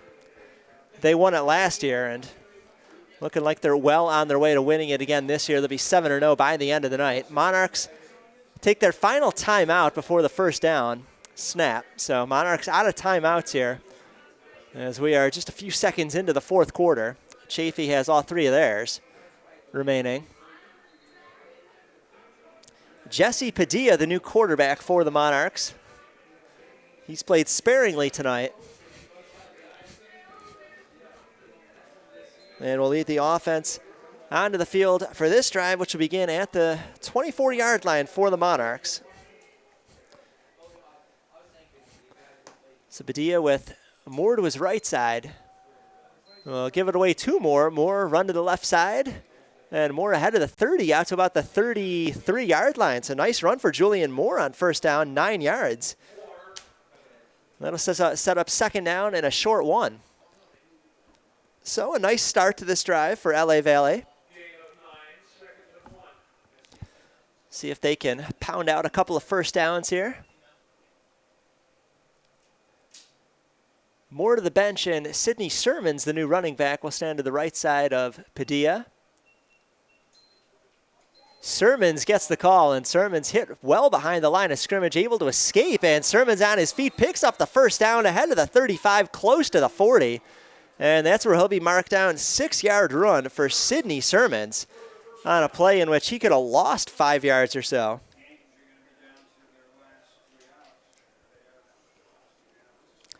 So a nice run by Sidney Sermons. 7 yards on his first carry of the night. He had lined up on a few plays on the prior drive, just never got the call. And that will earn him another snap here. He stands to the right side of Padilla as they give it away to Sermons, and Sermons unable to escape this time as he's hit for a loss 3 yards behind the line of scrimmage at the 36. Just a swarm of defensive linemen getting in there for Chaffey. Bring up second down and 13 at the 36-yard line. Well, for any baseball fans out there, Houston leading New York 4-2. One out in the bottom of the 8th. Houston looking for some insurance. Yankees would be down to their final at-bats in the top of the 9th. Yankees trail that series 3-2. Winner will play Washington Nationals in the World Series. Padilla to Sermons out of the gun on a quick dump-off pass. Flags came out as that ball was thrown. Sermons was chased out of bounds for a loss of a few more. But there is that flag on the field, and we'll have to wait to see what that's about before he lets you know the next down and distance.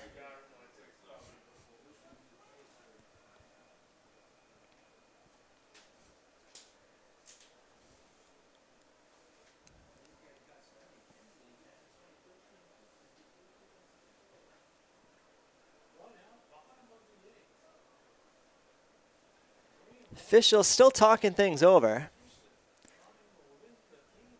The Sermons did lose a few on the play.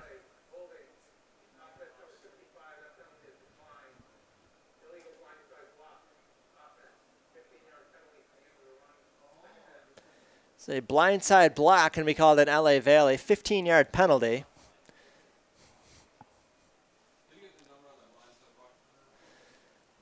Didn't get the number from the official, but that will move LA Valley back 15 yards.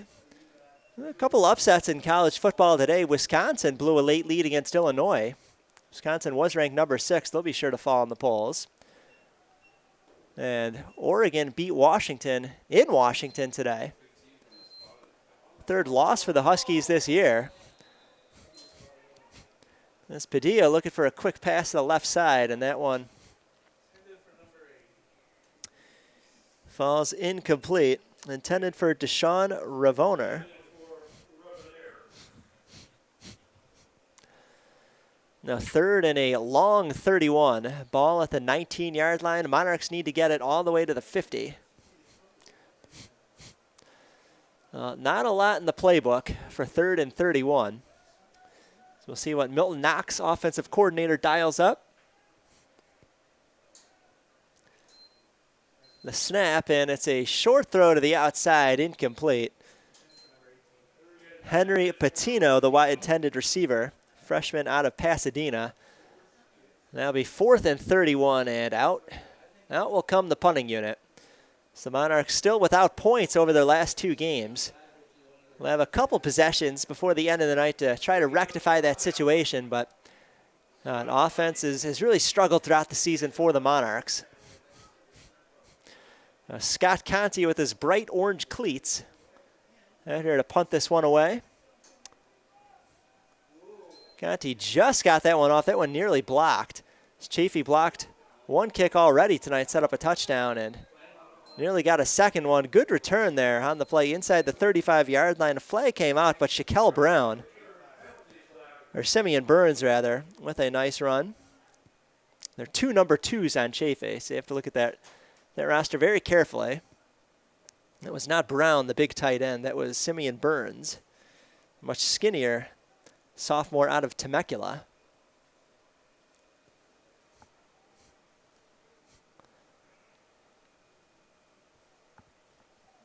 Heavily penalized game tonight, and there's another flag on the ground. You got 4 officials at the 35-yard line talking about what they're going to call.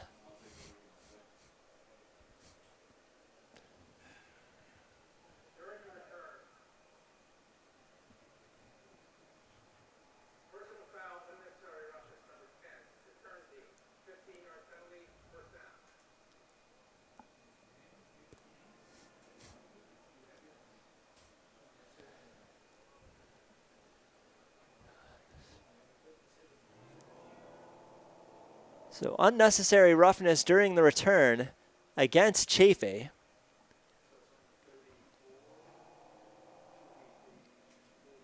It'll be a 15-yard penalty. And the ball will be spotted at the 46. Chaffey still in LA Valley territory, though, a 51-0 lead.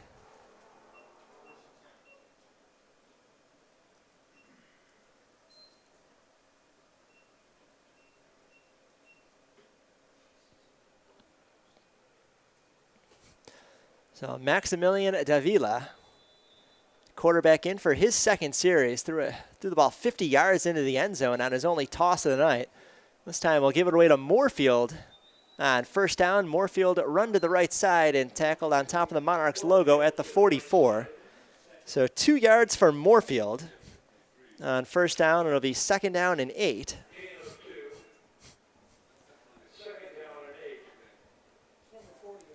It's about 12 minutes to play.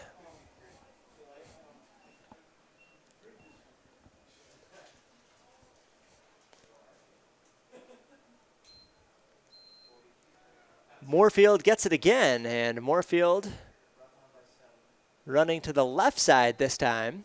And takes it to about the 41. So 3 yards for Moorfield. It'll be 3rd and 5. gang tackle for the Monarch defense. Well, a goal for Chaffey, as much as anything right now, just try to chip away at this clock and make sure you get out of here healthy.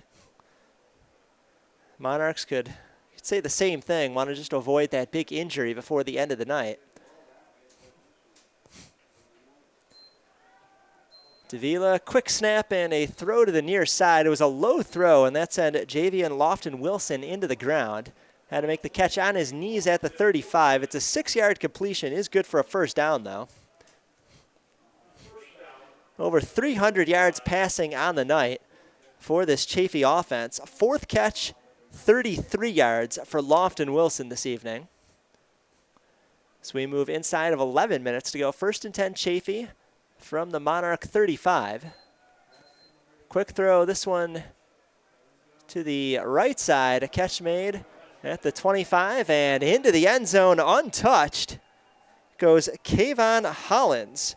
Just his 3rd reception of the season, 1st touchdown of the year for Hollins.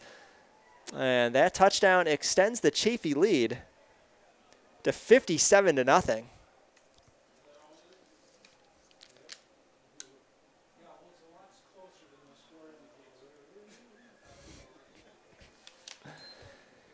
So 57-0 with the extra point coming up. It was a low snap.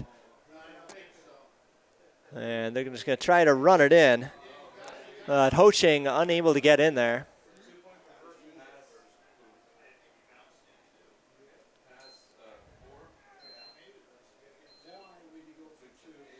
And I guess he made it. I thought he was stopped short, but apparently he did get in. So 59-0.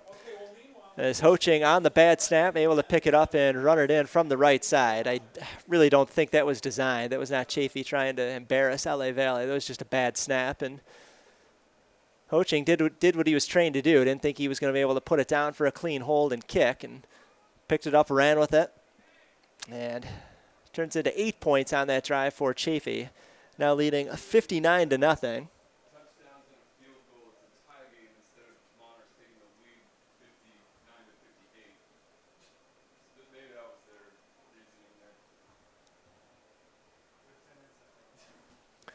So 10.5 minutes to play.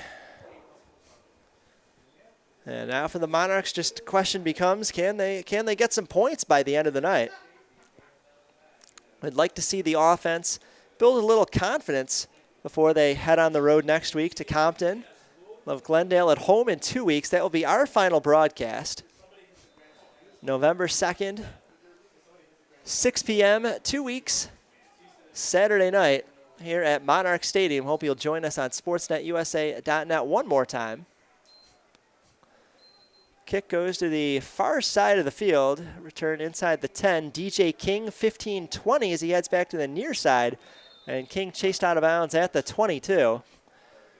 Good hustle on the play, and altering his direction was Nathan Hedberg, receiver who also plays on the special teams unit for Chaffey. So we'll keep an eye on the baseball game for you as well. World Series berth on the line. Still 4-2 Houston in the bottom of the 8th inning. And Houston has loaded the bases, 2 outs, so looking for some insurance. Yankees really want to keep that a 2-run game as they're already down to their final at bat. So keep you up to date as that one moves on. 10.5 minutes to go, 59-0 Chaffey. Monarchs starting at their 22. Ball is on the ground, kicking around and rolling towards the sideline. And I think the Monarchs have recovered. Sidney Sermon's able to fall on that football. So it ends up being a loss of about 9 on the play. Officials talking something over, probably the spot, I would think, is it clearly Sermon's emerged from the pile with the football. So snap came from the 22. It was at the 13.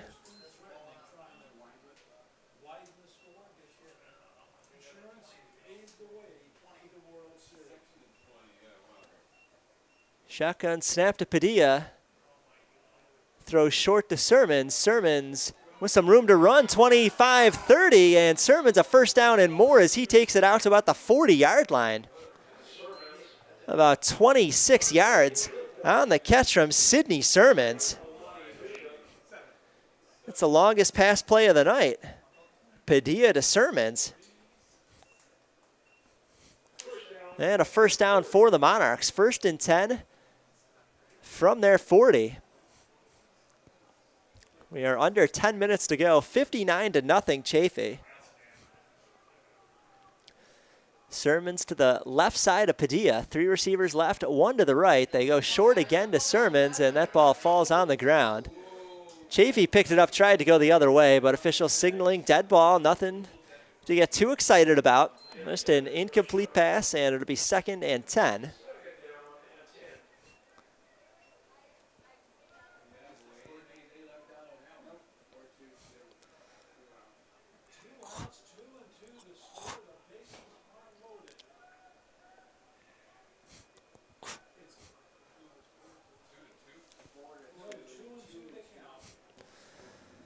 Second and 10 from the 40. Quick throw left side that is complete to the 45, and some yardage after the catch ahead of the 50 for a first down. Henry Patino with the reception.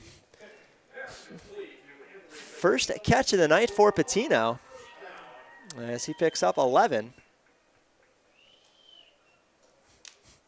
And a first down for the Monarchs. They're into Chaffey territory, so some hope alive. Maybe the Monarchs will be able to get onto the scoreboard by the end of the night. Chaffey looking to protect their shutout, but Monarchs have not scored in 2 weeks. Really, really want something to feel good about offensively before they go to Compton next week. Dump off to Sermons.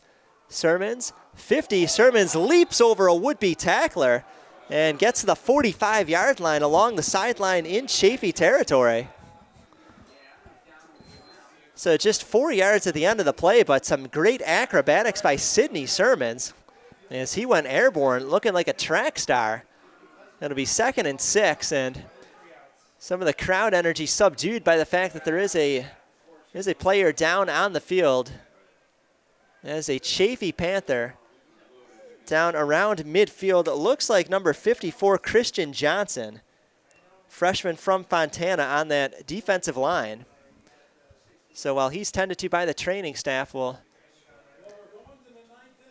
check in on the baseball again. Houston left the bases loaded in the bottom of the 8th, so we'll head to the top of the 9th. Yankees, one final chance. Need 2 to tie, 3 to take a lead. With the season on the line, Houston, they can get those 3 outs. They will host Washington on Tuesday in Game 1 of the World Series. Christian Johnson, a little bit slow to get up, and he's going to be helped by several of the trainers as he will now jog off the field under his own power. Good to see that he looks to be okay. 8:56 to play, 59-0 Chaffey, but the Monarchs putting together their best-looking drive of the night offensively. Really nice play by Sidney Sermons. Leapt over guy trying to tackle him just ahead of midfield. It'll be 2nd and 6 for the Monarchs at the 45 of Chaffey. Padilla, the quarterback. Sermons, the back to his left. 3 receivers left, 1 on the right. Padilla, the snap. Looking for Sermons, and Sermons hadn't yet turned around. Just miscommunication 100% of the way there between quarterback and running back. That's happened several times tonight, and the kind of mistakes that you hate to see in the second half of a season. It's the kind of thing that sometimes you see that happen on opening night. As most teams here just play one scrimmage. They don't have, not like a 4-game NFL preseason. But in game number 7 of the regular season here, you hate to see that kind of mistake, particularly when the Monarchs trying to get on the scoreboard here. 3rd and 6 for the Monarchs at the 45 of Chaffey. They give it away on a draw play to Sermons, and Chaffey didn't fall for that one. They come back to the 50-yard line to make the stop. Chaffey celebrating as Gary Third, among others, came in to make that tackle. Ball is at the 50. That'll be 4th and 11 for LA Valley. Thought maybe they would leave the offense on the field, try to go for it, but instead it's Scott Conti out to punt this one away.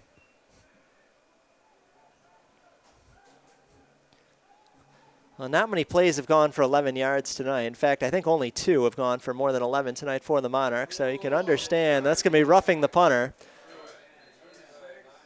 Punt is being returned by Zen Gonzalez, and he has no idea about the penalty on the other side. A second flag comes out in that area, and you hope that the Monarchs just didn't give away the roughing the punter penalty with something stupid on the other side of the field. But Conti, the punter, was basically tackled as he released that football. That drew the roughing the punter penalty. There is something on the return back there. Hopefully it's holding against Chaffey. But if it is against, if everything is against Chaffey, then could give some new life to the Monarchs as they try to get onto the scoreboard here in the fourth quarter.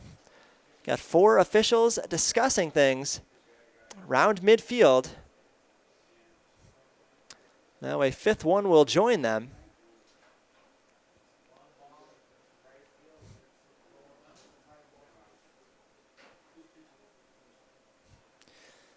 This discussion taking a long time, and usually does when you have multiple flags on the field. Not only do you have to get both calls right, but you have to discuss what the end result is going to be. You have to communicate them to the coaches if both are on one side, and let the coach decide what he wants to enforce, which one he'll decline.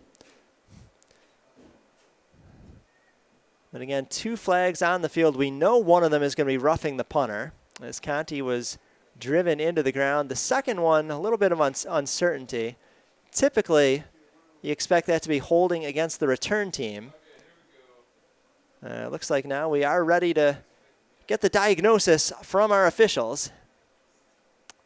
And they're going to communicate with Leicester Town, so probably both these are going to be against Chaffey. If they're checking with Coach Towns, give him his options.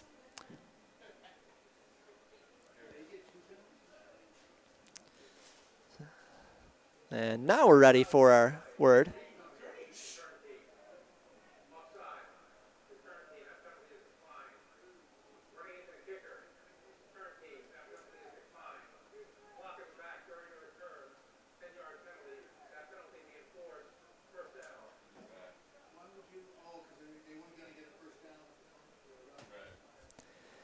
Well, actually 3 penalties on the play. They declined the roughing the punter. It would have been a 10-yard penalty made at 4th and 1.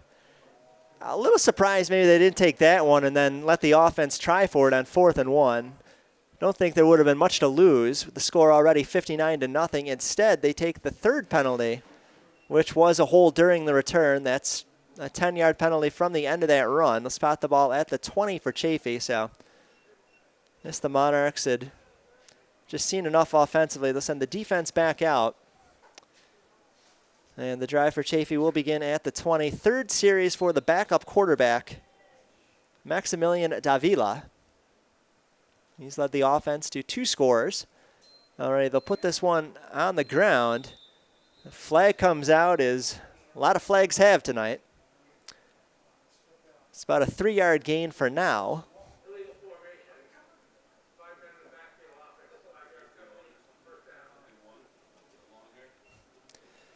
So legal formation, 5-yard penalty will make it 1st and 15.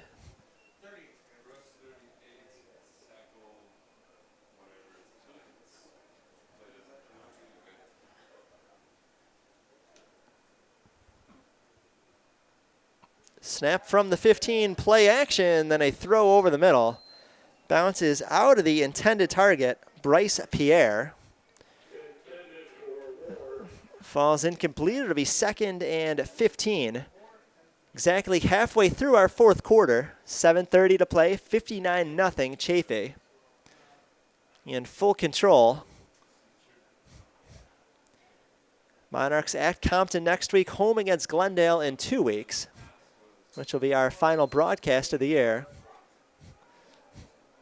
This one on the ground, 1st down and more, as Devin Aimbach plows his way forward all the way to the 37-yard line. 22 yards for him on that carry. That gives him 88 on the night. I have to say I'm surprised to see him back in the game at this point. He's their best running back. And I don't know what Chaffey is doing, putting him on the field, risking injury at this point. But that's a question that their coaching staff will have to answer. Eambach gets the call again. This time gets stuffed quickly up the middle, gain of maybe a yard to the 39. And it'll be 2nd and about 8 as the ball is spotted on the 40.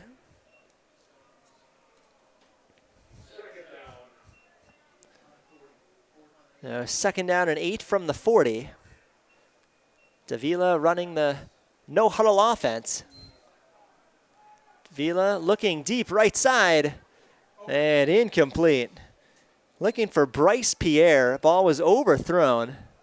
Coverage on the play for LA Valle. Isaiah Aziz in the secondary. Out of Encino, played his high school ball at Reseda High.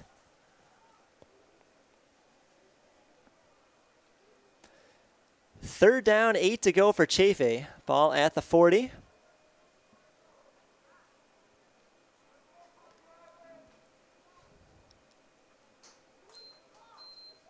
Snap, quick throw. This one is complete to Pierre. Pierre able to break a tackle, then pick up first down yardage after the catch.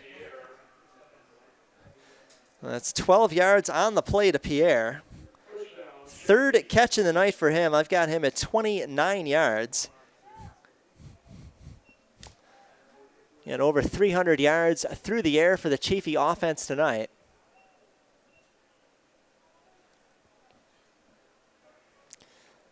We're at 6 minutes to play tonight.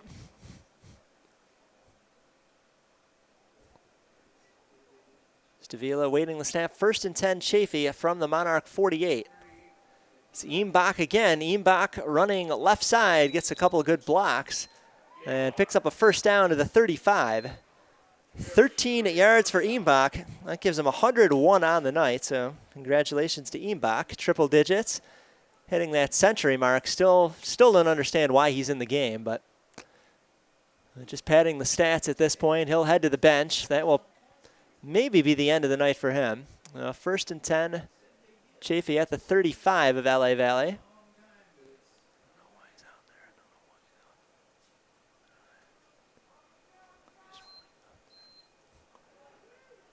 Handoff up the middle, tons of room, and into the end zone for the touchdown goes Marcus Gilbert on just his 4th carry of the season. So Marcus Gilbert, 35 yards into the end zone. Again, just 2 carries in 6 games before tonight, but made the most of his late opportunity.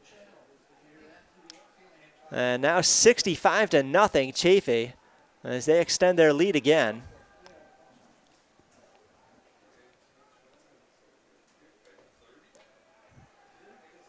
Extra point is up, and it is good. 66-0 as Chaffey continues to pile on to the Monarchs. So Monarchs could have maybe one more chance offensively, try to pick up a couple first downs. But again, we repeat ourselves a lot sometimes in a game like this. But the good news is the schedule does get easier for the Monarchs. At Compton, home against Glendale the next 2 weeks, and those are 2 winnable games for the Monarchs. Two opponents that have struggled to find consistency throughout the year, as have the LA Valley Monarchs. So hopefully can get back into the win column next week. Monarchs had won 2 games in a row before losing at West LA last week.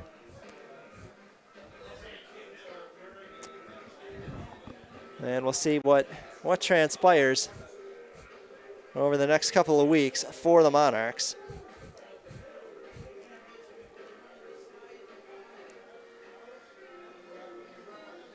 So 1 out and a man at first for the Yankees. That means the tying run is at the plate. And DJ LeMahieu, he's 0 for 4 tonight. Keep you updated on the baseball as that goes on. DJ King looking to return that one, but that ball will bounce into the end zone. So that will place the ball at the 25 for the Monarchs on what could be their final offensive possession of the night. 66-0 our score.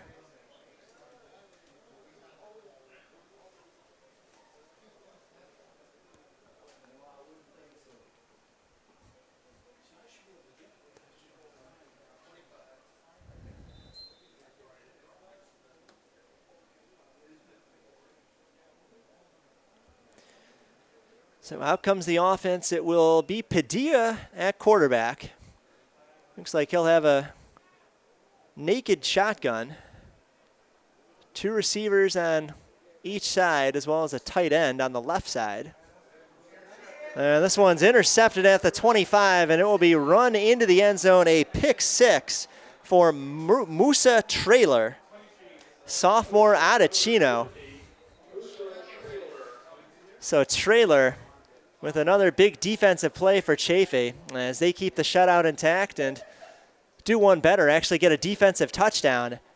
Second interception of the night for the Chaffey defense. They have a blocked punt tonight as well. So they've been making plays on all 3 units, offense, defense, and special teams.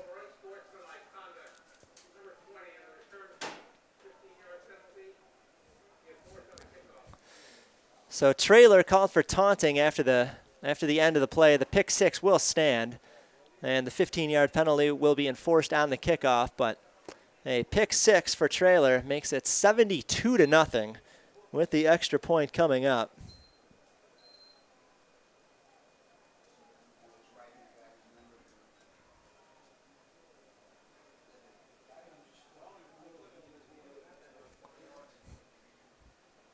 So 5 minutes left to play.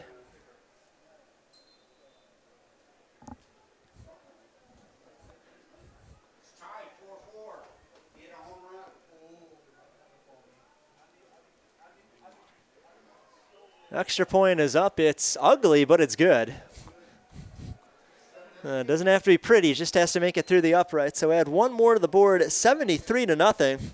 And got a baseball update for you. DJ LeMahieu, a 2-run homer in the top of the 9th, ties it at 4.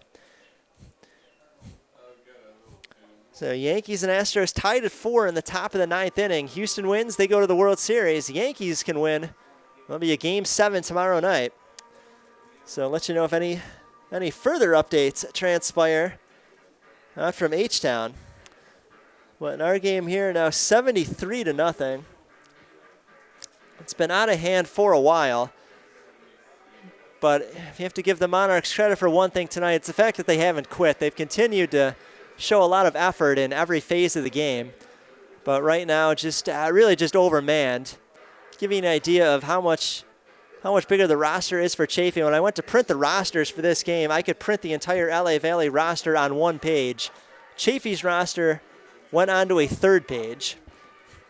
So in a lot of ways, just not a fair fight tonight. As Chaffey, the class of the American Metro Conference right now, Coach Towns hoping that once he has a full off season to kind of implement his program, well, Chaffey is one that he would like to kind of look at as an example as he builds his own program here at LA Valle. But just a lot of things worked against the Monarchs during this offseason. Didn't have the coach until about 3 weeks before the season. Not able to put in a staff, work on the playbook with the players. And knew that this season would be a challenge. Monarchs have won 2 games. They'll have a chance at 2 more wins over the next 2 weeks. So really just looking for any kind of positive right now. If you're on the Monarchs, something to build off of into each following week, and for the returning guys to carry into next season. They'll have a full off season to work with Coach Towns and his staff. So you try to just take games like this, learn from them, say, maybe this isn't a game that we could have won tonight, but what could we have done better? How could we have stopped it from getting to 73-0? And I think that will be Coach Towns' approach during the week. Just looking for a few plays that maybe they could have executed better, and then try to make those executions at Compton next week. So 73-0, LA Valley will begin at their 37. And keep it on the ground, no gain here. That'll set up 2nd and 10. Padilla back out there at quarterback. He is split time with Andrew Galvan tonight. As the signal caller, 4.5 minutes and counting. So we got a couple of substitutions here. So Yankees were not able to get anything else but the DJ LeMahieu 2-run homer. Tied it at 4, and now Houston a chance to walk it off in the bottom of the 9th. And see if they can punch a ticket into the World Series. Keep it on the ground. 2nd and 10 from the 37. Flag comes out. Looks like the gain was about a yard on the far side of the field to the 38. Giles, the ball carrier. A lot of flags tonight. Feels like it's just been a sea of yellow out there. Let's wait to see what this one's about.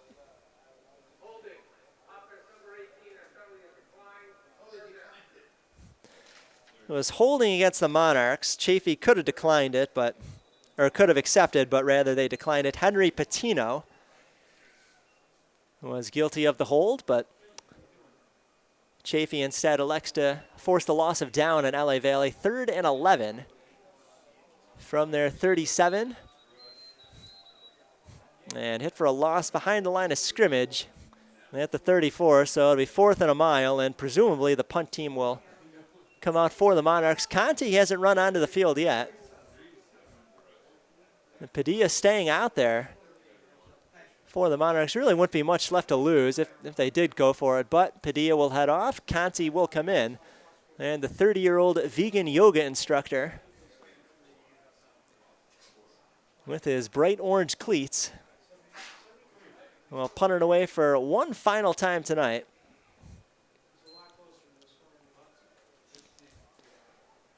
It is fielded at the 45 on the Chaffey side. Flag comes out as Burns finds room to run, has it on the Monarch side, 30-20, and getting close to the 10-yard line. A tackle made around the 12. There's that flag back at midfield, and more likely than not, that's going to be a hold during the return. More importantly, though, there are 2 injured Monarchs on the field. And as this game went on, that was the concern as this game went on, is with the Monarchs as overmatched as they are in terms of roster size, not able to make the substitutions that other teams like Chaffey have the luxury of doing throughout a game, that eventually the bodies would just give out. As this game went on, there are 2 Monarchs on the field right now. One of them looks like number 25, Jonathan Ramirez de la Cruz. The second one is covered by about 4 trainers, so unfortunately I cannot tell you who that is. But right now, more than anybody caring about the result of that penalty, just hoping that these 2 Monarchs able to get up and hoping that neither is a serious injury.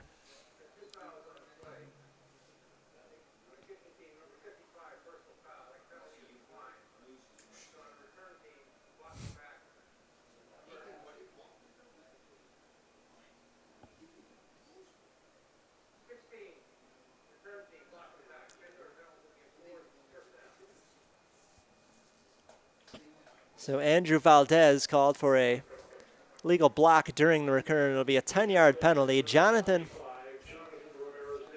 Ramirez de la Cruz being helped off by the trainers. He's unable to put any weight on his right leg, so it appears to be a right leg injury for de la Cruz. Hopefully nothing too serious, and he'll be able to play against Compton next week, but he'll be attended to by the medical staff. So Chaffey will start at their 40. And what will probably be the final series of the night for the Panther offense. They lead 73-0. Moorfield is in the backfield to the left side of Davila. I think both sides would be happy to just get out of here with no further injuries. Moorfield, the ball carrier, and Moorfield, as expected, gets a conservative play call, runs straight ahead up to the 47. That is a 7-yard gain for him. Moorfield has done a nice job coming in backup duty, just helping eat up some clock for the Panther offense. 2nd and 3 from the 47. 2.5 minutes to play in the ball game, 73-0. Chaffey shutting out LA Valle, so the Monarchs in danger of being shut out 2 weeks in a row. This was a 7-0 game after the first quarter. Monarchs defense held tough as long as they could, and then They just ran out of energy, just not enough time to catch their breath. So Moorfield again, and Moorfield with the run to the left side. I think he has the first down. He's on the 50. And the chain gang is beginning to move. So 10 yards on 2 carries for Moorfield at this drive.